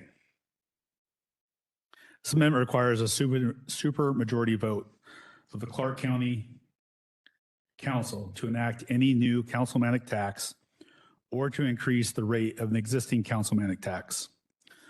For purposes of this proposed amendment, a supermajority means an affirmative vote of a minimum of 2/3 of the membership of the council, 4 votes under the current 5-member council structure. This amendment does not alter the county's taxing authority under state law and would take effect January 1st, 2027, following voter approval. Michelle, if you could please put 90 seconds on the timer. I sure will.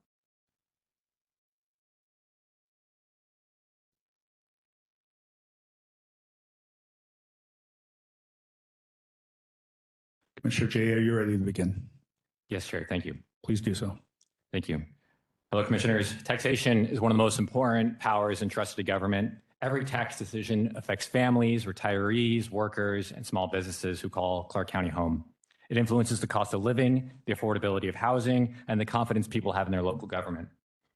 Amendment 2608 would require a minimum of 2/3 for the county council before imposing a new councilmanic tax or increasing the rate of existing councilmanic taxes, which translates at 4 to 5 for our current structure. It does not eliminate any taxes, authority or council's authority to levy taxes under state law, nor does it repeal existing taxes, reduce county services, or restrict the county's ability to govern. It simply requires broader agreement before asking taxpayers to contribute more. Supermajority requirements are not unusual. Throughout our system of government, we reserve them for decisions that carry lasting consequences because they encourage deliberation, collaboration, and broader public consensus. In fact, the very foundation of our republic and our way of life was effectively established by a supermajority vote, as the Constitution required 9 of the 13 original states to ratify prior to the document being adopted. This charter exists to establish rules by which our government exercises its most important powers. Requiring greater consensus before increasing taxes reflects a commitment to careful, transparent, and accountable decision-making, and one of our most important consequential actions that a government can take.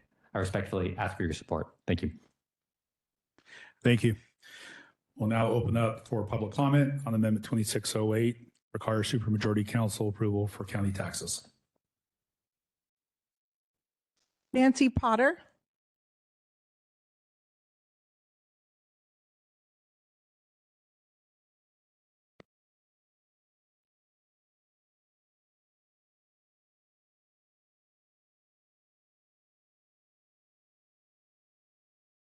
My name is Nancy Potter. I live in District 5. I am opposed to Amendment 2608. It will implement a supermajority vote on the council. It will mean that all tax increase will need a 4-to-1 vote to pass. It will make it harder to conduct the business of the county and will likely empower a minority vote that will ensure political gridlock. It will make it more difficult for county government to impose taxes. We cannot continue to deplete the county general fund, which finances public safety, covers roads and bridge maintenance, and supports social services. These are essential services. If cut, will affect all residents. We live in Clark County because it is a great place to live. Let's make sure that the Clark County Council has the necessary power to keep it that way. Please vote Thank no. you. Your time is concluded. Thank you.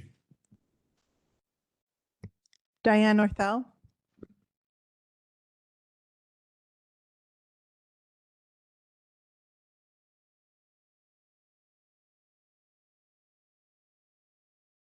Hello, I'm Diane Orthel, and I'm back again. I'm from District 5. 80% is not 60%. So if you have 4 out of 5 needing to pass a tax, that's not a simple supermajority.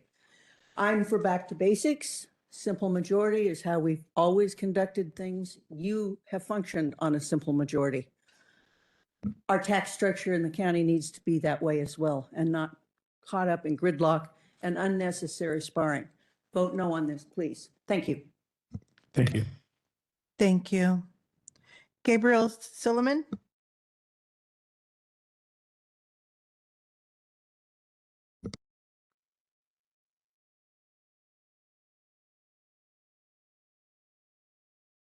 Hello, Gabriel Solomon, son of the commissioner over there. Anyway, I give my full support for Amendment 2608. With a simple majority, I think it has been too easy for the county to give tax increases for its citizens. As evidenced by the gathering of signatures to repeal the income tax, I think people have made it clear we've had enough of taxes. And I believe this amendment will promote more transparency. And I appreciate this amendment, Mr. J. And I think it could limit tax increases, and I'm grateful for that. And you have my full support. Little stuttery. Don't do this a lot. Anyway. Thank you. Thank you. Carmen De Leon.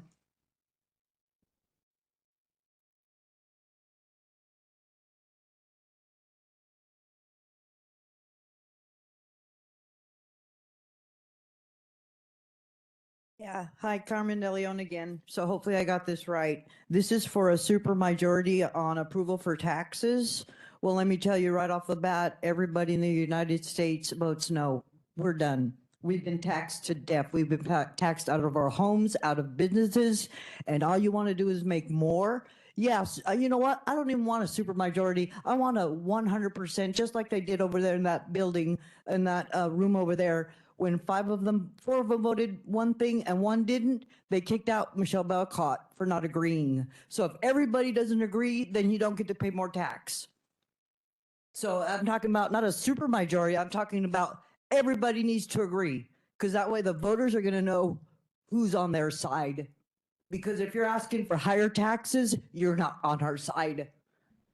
I know too many people have gotten homeless because they couldn't pay their property tax. Oh, I have time. Well, God bless you. Thank you. That concludes public comment.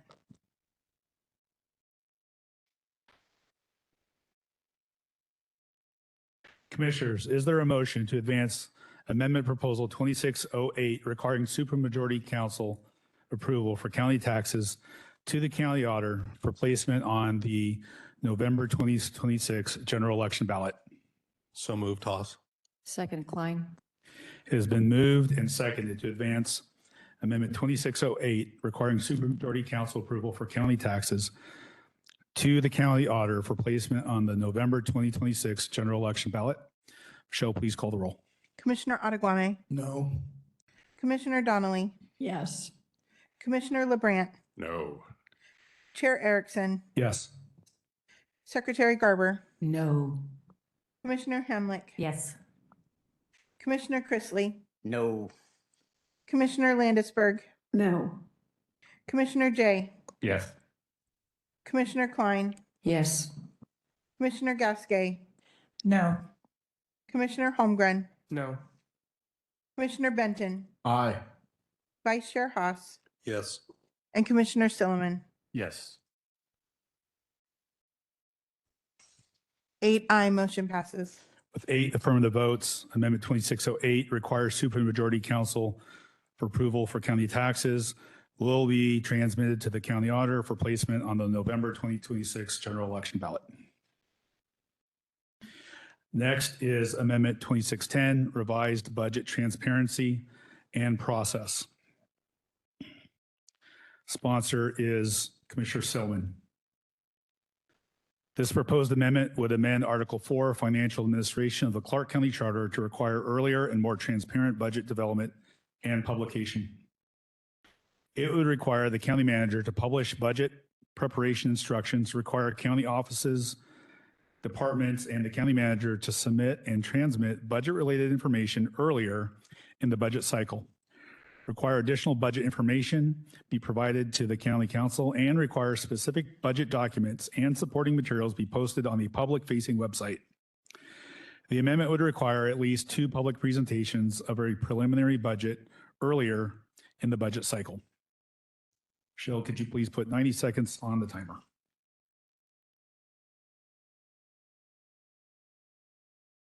Commissioner Silliman, are you ready to begin? Yes, sir. So please. Most people don't even know that Clark County passed an $882 million budget last December. That's because the budget process and the public involvement starts around November 1st and ends around December 1st. While all of us are busy participating in elections and monitoring the results and preparing for holidays, the public participation is minimal. Even our county chair came and shared that with us, that hardly any people come and comment on the budget process. This proposed amendment would put that budget process and make it more public in a time frame where the public has the ability to participate in it in September and October before the elections. I think it follows a theme that people want, which is more budget transparency. They want more involvement, and they want to know that their money is being spent wisely. And I thank you for the broad support that this amendment has received so far, and I think it will receive overwhelming support when it reaches the ballot. Thank you, commissioners. Thank you. We'll open up for public comment on Amendment 2610. Carmen De Leon,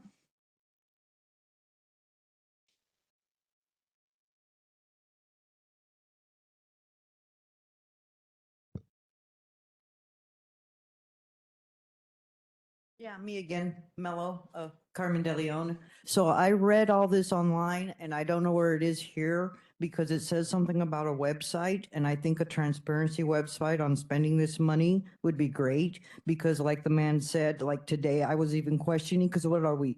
The middle of July, the middle of the week, and taking care of very important business. Where's everybody? On vacation, out of school, enjoying the sunshine? So where is half the public commentary? And like he said, worse during Turkey Day and everybody's planning for the holidays. Yeah. So anyways, I'm saying when you have a little bit of public show up, the tiny bit of public, what, 20 out of 500,000 people, don't threaten to arrest us. Don't threaten us and tell us to shut up and give us a chance to talk on this stuff, because we're lay people. We don't know. You know, we're not professionals like you. But we want to understand because we are being overtaxed. If we have billions for wars, we're being overtaxed. Thank you. Your time is concluded. That Thank you. concludes public comment, Chair.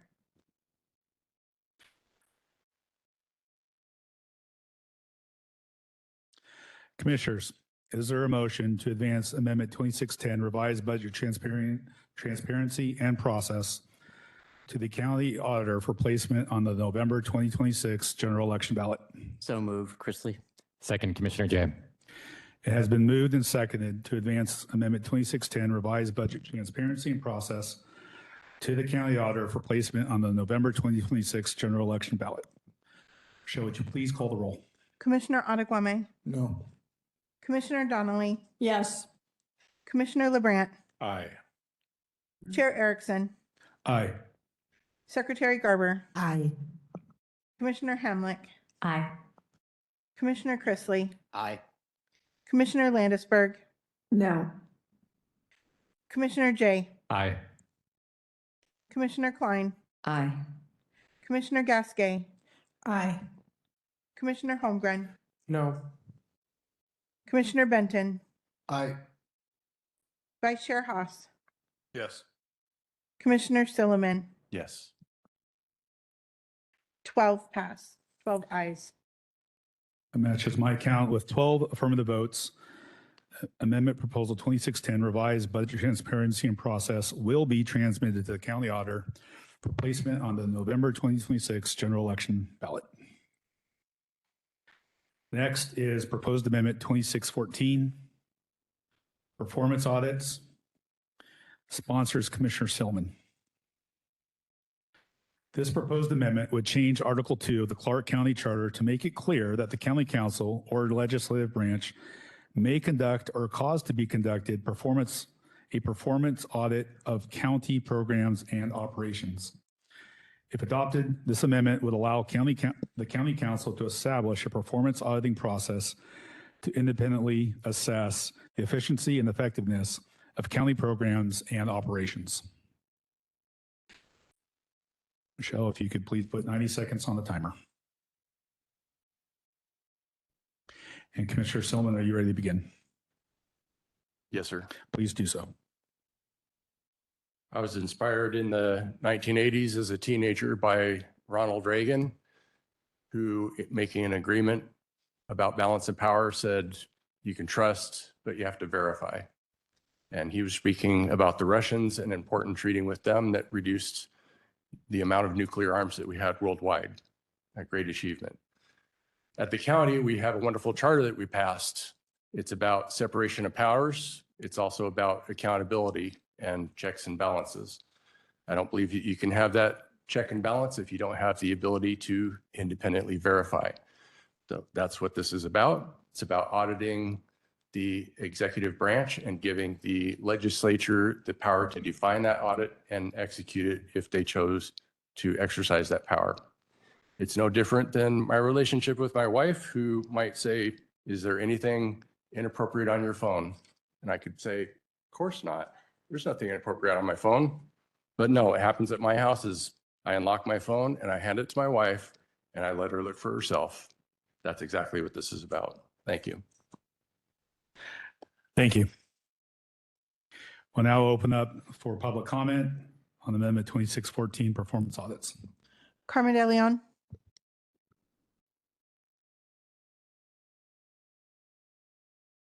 Yeah, Carmen De Leon again. And I think these are internal audits, which I really don't trust internal audits, but okay, if you want to do that, because I do think that they need to be checking performance, and it should be like, if you're a failure, you should be taxed on that, because you've got a government that has put us in $39 trillion into debt. Yet they're millionaires and they own houses, and our population, our growth, we're going to pay that through our generations of money that hasn't been produced yet they've spent it. So if they're leaving us in debt, they need to be checked out, and they should be punished or taxed somehow, because you made the debt, you pay for it. You screwed up, you pay for it. And if you have people in office overspending like they have, I have plenty of examples of where they've wasted millions of tax dollars, but it's no sweat off your back because it's money handed to you off the public. That's not right. Politicians should be in jail for putting the country. in Thank you, debt. Carmen. That concludes public comment, Chair. Commissioners, is there a motion to advance proposed amendment 2614, performance audits to the county auditor for placement on the November 2026 general election ballot? So moved. Benton. Klein, second. It has been moved and seconded to advance amendment proposal 2614, performance audits to the county auditor for placement on the November 2026 general election ballot. Michelle, please call the roll. Commissioner Adewale? Aye. Commissioner Donnelly? Aye. Commissioner LeBrandt? No. Chair Erickson? Aye. Secretary Garber? Aye. Commissioner Hamlick? Aye. Commissioner Chrisley? Aye. Commissioner Landisberg? No. Commissioner Jay? Aye. Commissioner Klein? Aye. Commissioner Gasquet? Aye. Commissioner Holmgren? Aye. Commissioner Benton? Aye. Vice Chair Haas? Yes. And Commissioner Stillman? Yes. 13 ayes, 2 nays. Thank you. With 13 affirmative votes, amendment proposal 2614, performance audits will be transmitted to the county auditor for placement on the November 2026 general election ballot. I will ask Vice Chair Haas to handle the next agenda item. The next item on the agenda is potential amendment 2620, limitation on consecutive terms for county council members. This amendment establishes a limit of 3 consecutive terms for members of the Clark County Council. All uninterpreted, all of service as a county council member, including the term being served at the time of this amendment takes effect, shall be counted for the purposes of determining eligibility. Service for more than half a full term as established by this charter shall be deemed as full term for purposes of determining eligibility. A person who has served 3 consecutive terms shall not be eligible to seek election in the Clark County Council again until at least 1 full term has intervened during which that person did not hold the office. Service in different council districts shall not be treated as service in separate offices. Michelle, could you pull up 90 seconds, please?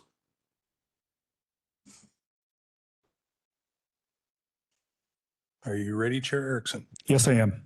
Please proceed. Support for term limits comes from people from a variety of political backgrounds. I recognize that some commissioners oppose term limits as a matter of principle, and I respect that position. My comments are directed especially to commissioners who are open to term limits, but concerned that this amendment applies only to the county council.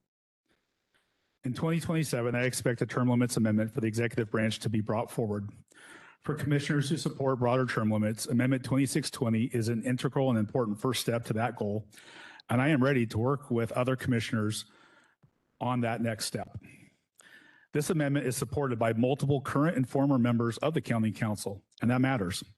People familiar with the office understand that periodic renewal is beneficial. This amendment strengthens public trust in the council as an institution. This amendment is forward-thinking and proactively prevents the negative effects of long-term incumbency. This amendment is moderate. It allows 3 consecutive terms. It is not a lifetime ban. And after 1 full term of office, a former council member may return if voters choose. I believe Clark County voters will support this amendment, and I urge the commission to give the public that opportunity to support Amendment 2620 tonight. Thank you. Michelle, can we move on to public comment, please? Carmen DeLeon?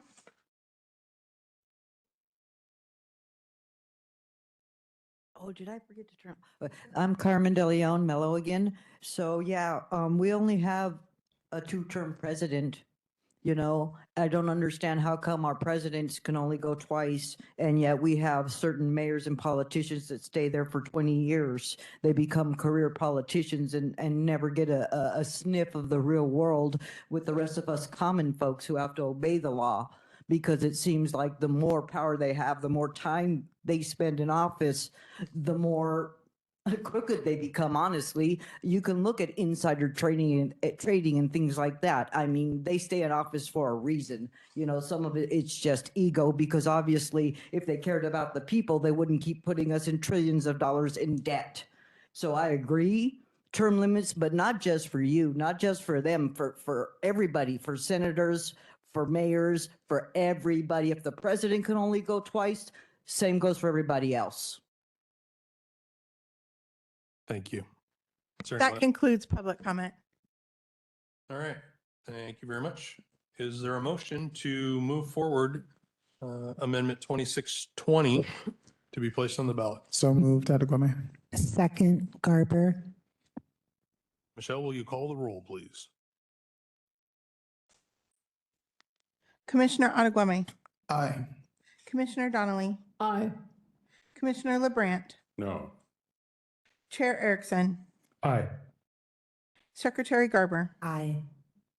Commissioner Hamlick, Aye. Commissioner Chrisley, Aye. Commissioner Landisberg, No. Commissioner Jay, Aye. Commissioner Klein, No. Commissioner Gasquet, Aye. Commissioner Holmgren, No. Commissioner Benton, Nay. Vice Chair Haas, Yes. and Commissioner Silliman. Nay. Nay. Nay.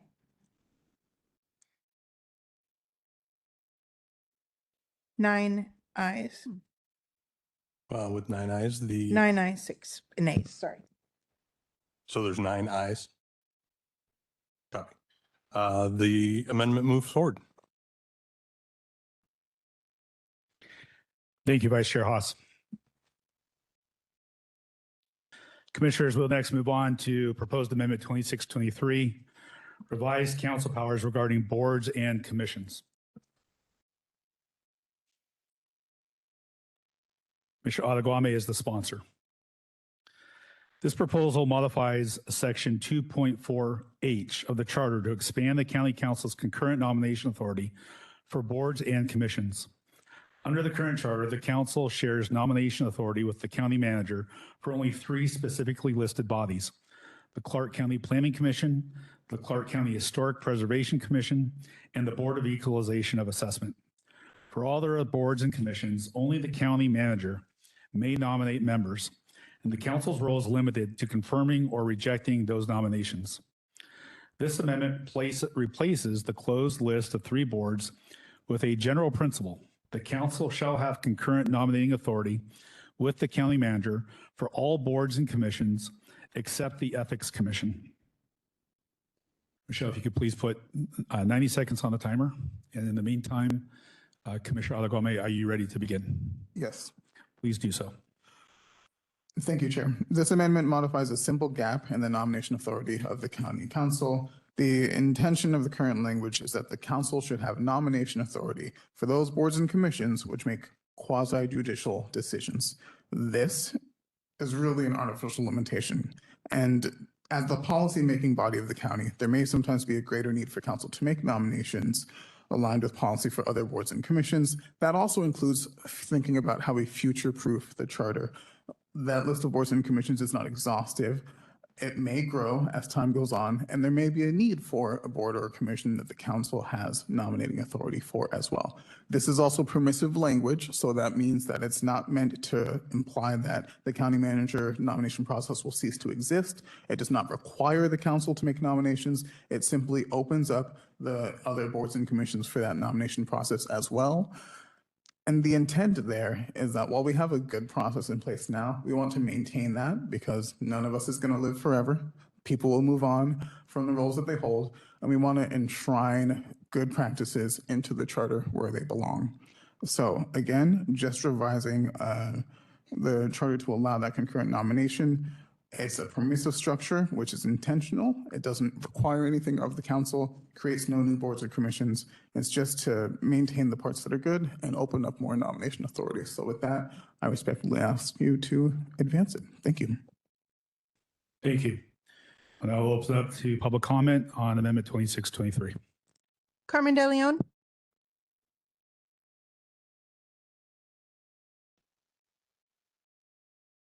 Yeah, it's me, Carmen again. And so it says that only one person is going to pick certain things, like certain jobs to do. That's not fair, because what if somebody good passes her by and she doesn't know who to pick? She only has this person to pick from. And I've noticed that when I go to these boards and stuff, if they don't like what you say, if you're not going to go and agree wholeheartedly, oops, they're not going to pick you. They're going to only pick the people who agree with them. You know, I have plenty of examples, but I know I don't have time to give it to you. But I would not just give one person the authority to do anything. You've got this many brains around here. Can't everybody come up with somebody for this or that position instead of just letting it be on one person's shoulders? And like I've said before, you know, two heads are better than one. One person could make a mistake.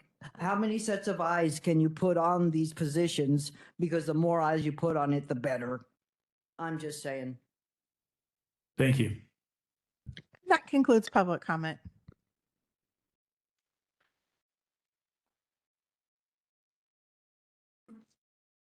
Commissioners, is there a motion to advance proposed amendment 2623, revised council powers regarding boards and commissioners to the county auditor for placement on the November 2026 general election ballot? So moved, Thanks, John. Landisberg.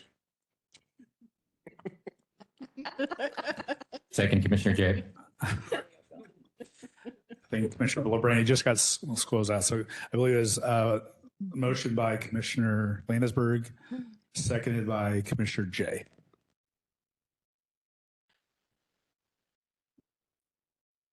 Are you ready for the roll call? Yeah, it has been moved and seconded to advance proposed amendment 2623, revised council powers regarding boards and commissions. Michelle, please call the roll. Commissioner Ottaguami? Aye. Commissioner Donnelly? Aye. Commissioner LeBrant? Aye. Chair Erickson? Aye. Secretary Garber? Aye. Commissioner Hamlick? Aye. Commissioner Chrisley? Yes. Commissioner Landisberg? Yes. Commissioner Jay? Aye.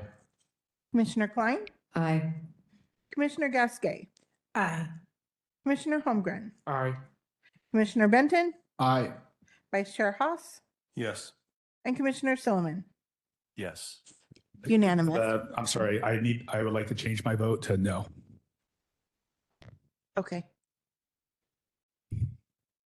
So 14-1. Thank you. My apologies to the commission.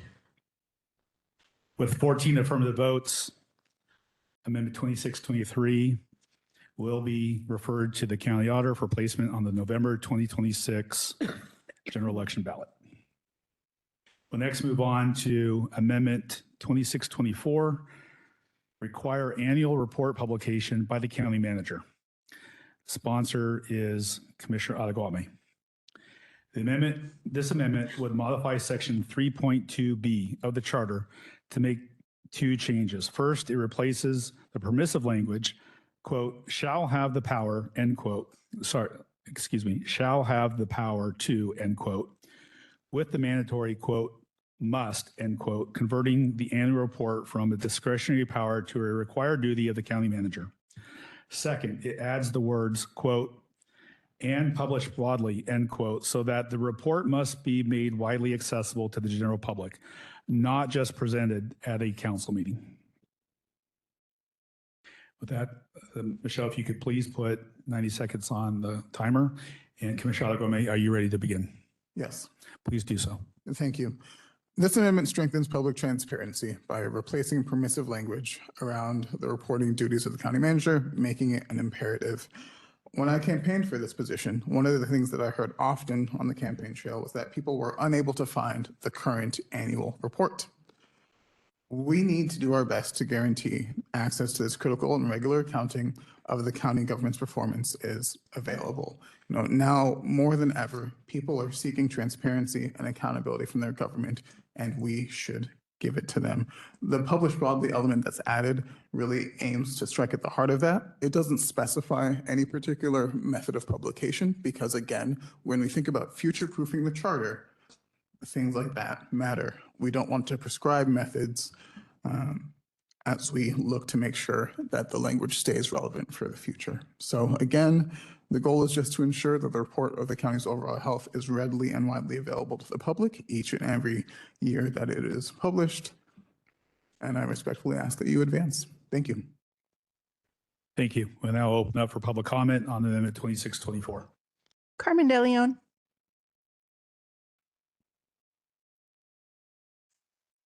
Hi, Carmen DeLeon, go by Mello. And so I guess I got confused because I thought it was the other one, but yeah, this says annual publication by the city manager. And that's the one that also could use its own website because like it's transparency, you're trying to gain the public's trust. From what I asked, out of 500,000 residents in Clark County, only 100,000 voted. That means 400,000 people have lost faith in the system. You want to gain back that trust. And you do that by exposing where the money's really going, you know, because a lot of people don't know what you guys are really doing with millions and millions of dollars yet. The taxes keep going up, the homeless keep overpopulating, and what's really going on here. So yeah, I wouldn't mind seeing whatever written down, but it would be extra great if you could make a website where all the money's being spent so that people could trust the government again. Wouldn't that be incredible if we had a government we could really trust? Thank you. That concludes public comment. Commissioners, is there a motion to advance Amendment 2624, require annual report publication by the county manager and refer it to the county auditor for placement on the November 2026 general election ballot? LeBrant, so moved. Second, Commissioner Jay. It's been moved and second to transmit Amendment 2624 to county auditor for placement on the November 2026 general election ballot. Michelle, would you please call the roll? Commissioner Ottaguame. Commissioner Donnelly. Aye. Commissioner LeBrant. Aye. Chair Erickson. Aye. Secretary Garber. Aye. Commissioner Hamlick. Aye. Commissioner Chrisley. Aye. Commissioner Landisberg. Aye. Commissioner Jay. Aye. Commissioner Klein. Aye. Commissioner Gasquet. Aye. Commissioner Holmgren. Aye. Commissioner Benton. Aye. Vice Chair Haas. Yes. And Commissioner Silliman. Nay. 14 ayes, 1 nay. 14 affirmative votes. Amendment Proposal 2624, require annual report publication by the county manager, will be transmitted to the county auditor for placement on the November 2026 general election ballot. Commissioners, we will take a 5-minute break and come back at 7:26.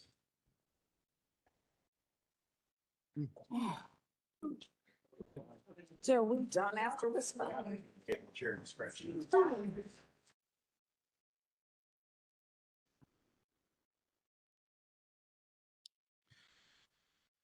Commissioners and members of the public, welcome back.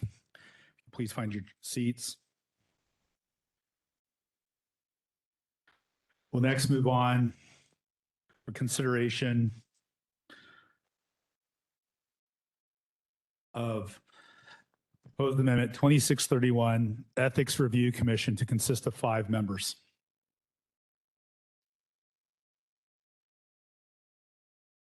Sponsor is Commissioner Hamlick. This amendment would increase the size of the Ethics Commission from 3 members to 5. And Commissioner Hamlick, are you ready to begin? I am ready. Please do so. Okay. So this is a very simple amendment, and we're hoping that it goes a different way than maybe be on the ballot. Listening to you all, it would be really nice if the council looks at this as an ordinance, and we are working on that. But we all know that the last time the commission got together, the Charter Review Commission got together, they did do an ethics commission. And all I'm asking is right now it's a 3-person commission. I'd just like it to be 5 people, just to make it a little bit more discussion and a little stronger. That's what we have. Thank you. Next, open up for public comment on Amendment 2631.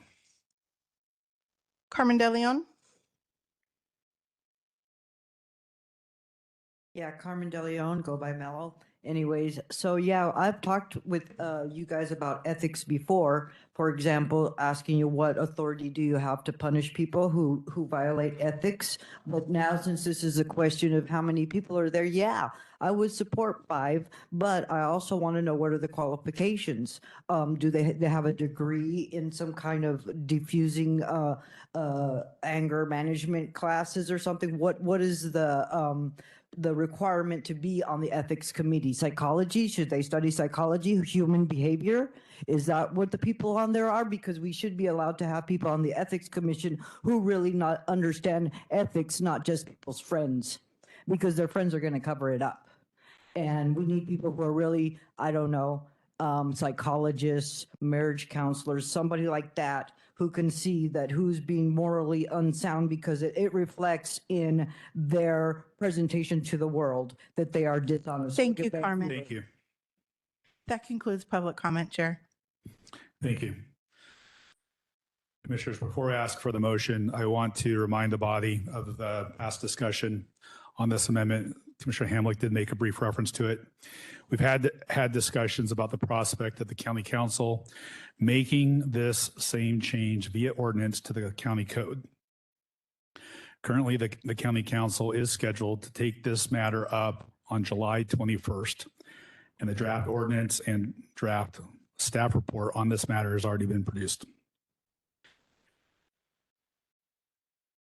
We don't have a mechanism to reclaim or claw back an amendment should we vote to transmit it to the auditor. So the motion that I will be seeking will be conditioned upon the actions of the county council. So Commissioners, is there a motion to advance Amendment 2631 Ethics Review Commission to consist of 5 members and transmit it to the county auditor for placement on the November 2026 general election ballot only if the county council fails to make this same change by ordinance on July 21st, 2026? So moved. Second, Klein. Donnelly. Who is that motioned to move? Silliman. Thank you. Silliman. It has been moved and seconded to transmit Amendment 2631 Ethics Review Commission to consist of 5 members to the county auditor for placement on the November 2026 general election ballot only if the county council fails to adopt an ordinance on July 21st, increasing the Ethics Commission to 5 members. Michelle, would you please call the roll? Commissioner Ottaguame. Aye. Commissioner Donnelly. Aye. Commissioner LeBrandt. Aye. Chair Erickson. Aye. Secretary Garber. Aye. Commissioner Hamlick. Aye. Commissioner Chrisley. Aye. Commissioner Landisberg. Aye. Commissioner Jay. Aye. Commissioner Klein. Aye. Commissioner Gasquet. Aye. Commissioner Holmgren. No. Commissioner Benton. Aye. Vice Chair Haas. Recusing. And Commissioner Silliman. Yes. So we have 13 ayes, 1 nay, and 1 recusal. With 13 affirmative votes, Amendment 2631 will be transmitted to the county auditor for placement on the November 2026 general election ballot only if the county council fails to enact the same change by ordinance into the county code on July 21st, 2026. Commissioners, our final amendment for consideration this evening is 2640.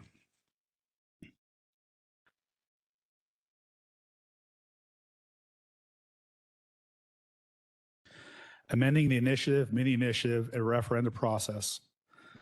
The sponsor is Secretary Garber. This proposal would amend Article 7 of the Charter, Initiatives and Referendum. It would lower the requirement for verified signatures on initiative or referendum petition from 10% to 8%. It allows for the transfer of signatures from an unsuccessful initiative position to a mini initiative if the required 3% of valid signatures have been obtained.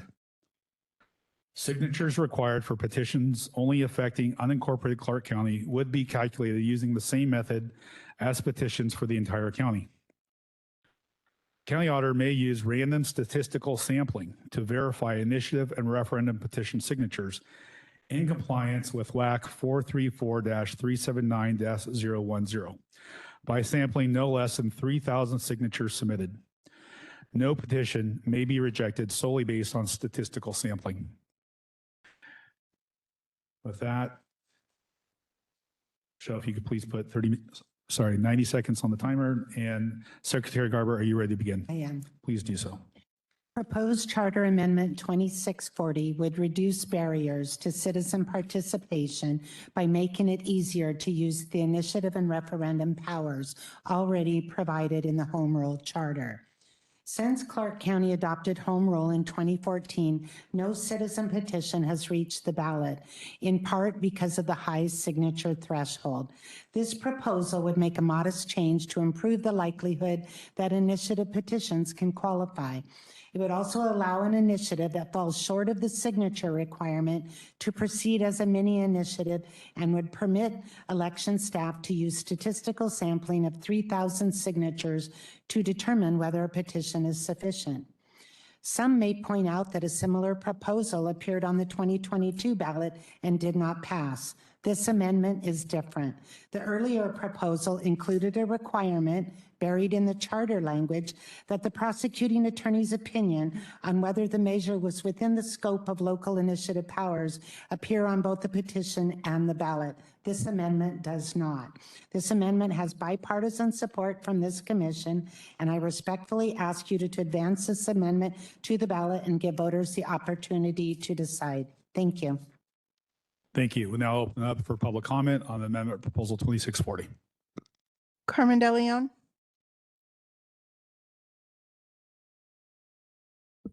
Yeah, hi. Yeah, I know, I understand very clearly the lack of public participation. The only scary part is I've known people who will go into a certain population, make all kinds of promises, get all kinds of signatures and present it. And these people might not be US citizens. They might not even speak English. It's not racist. It's the American way we speak English. I don't think anything should be translated into any other language because they came here. Excuse me, you your understand. comments should be focused on the merits of this amendment, not Well, the- languages. Well, the language says that fewer people, and I just said that I do agree, I don't care, but I'm worried about who's signing the petitions, because if they're not US citizens, it's not valid. So how do you make sure that all of these, oh, we got signatures for the ballot, how do you know they didn't go to a Spanish church, make all kinds of promises, get all kinds of signatures with 25 Michelle, would you please Jose's? cut the mic? Yes. Well, I can't say that. Some of the signatures might not be valid. Okay, if that's a crime. Your time is concluded.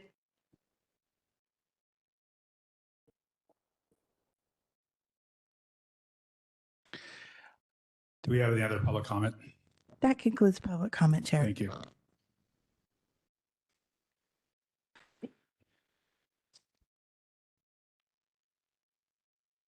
Commissioners, is there a motion to refer Amendment Proposal 2640, amending the initiative, mini initiative, and referendum process to County Auditor for placement on the November 2026 general election ballot?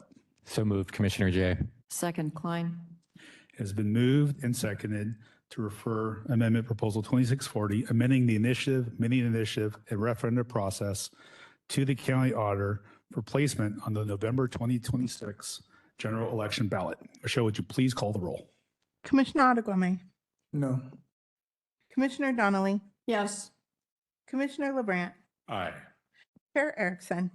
Aye. Secretary Garber. Aye. Commissioner Hamlick. Aye. Commissioner Chrisley. No. Commissioner Landisberg. No. Commissioner Jay. Aye. Commissioner Klein. Aye. Commissioner Gasquet. Aye. Commissioner Holmgren. Aye. Commissioner Benton. Aye. Vice Chair Haas. Yes. And Commissioner Silliman. Yes. 12 ayes, 3 nays, motion passed. With 12 affirmative votes, Amendment Proposal 2640, amending the initiative, mini initiative, and referendum process will be transmitted to the county auditor for placement on the November 2026 general election ballot. Commissioners, that concludes our new business. It concludes our consideration of amendments for 2026.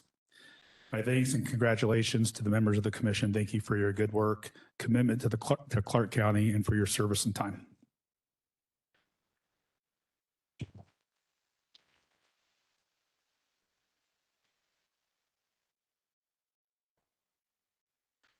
Commissioners, our final agenda item for today is good of the order. And I will mention as a friendly reminder, we will hold a regular meeting next Wednesday, July 15th, also at 5 o'clock. Commissioners, are there any items for good of the order? Commissioner LeBrant, please. Just another quick reminder that tomorrow afternoon, we have a meeting of the work plan subcommittee. This is your last chance before that, as far as I'm aware, to grab one of us in person. I mean, email still works, but if you have strong opinions on what gets discussed tomorrow at that meeting, please do so. We appreciate your input and feedback. Thank you. Secretary Garber, please. And for anyone that has not responded to me via email, we do need to find out and build consensus on when we want our online training for electioneering. Please look at your email and respond to me by tomorrow. Thank you. At one item, commissioners, you may recall that we formed a bylaws committee recently. The bylaws committee is scheduled to meet on July 16th. That is the day after our last formal meeting before we begin a recess. But we will use a portion of our next meeting for the body to provide input to that committee to help inform their work. So I would encourage members of the commission to review our bylaws and come to our next meeting with suggested revisions to our bylaws to be delivered to the committee. Commissioners, are there anything else? Commissioner Jay, please. I will be speaking on my own behalf at a Patriots breakfast on Tuesday morning, sharing news about our commission. So just want to let the commission know.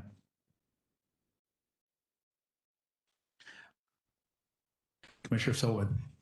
I just wanted to express thanks to the executive team, especially the chair, our vice chair, and our secretary for all the additional work they put in behind the scenes, making our meetings organized, making them run smoothly, a lot of extra effort. And I just want to give you the applause that you're due. Thank you.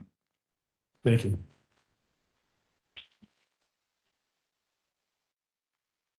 Thank you. Commissioners, are there any other items for good of the order? Okay, seeing none, is there a motion to adjourn? So moved, Haas. Second, Chrisley. Are there any opposed? Commissioners, we are adjourned. Thank you.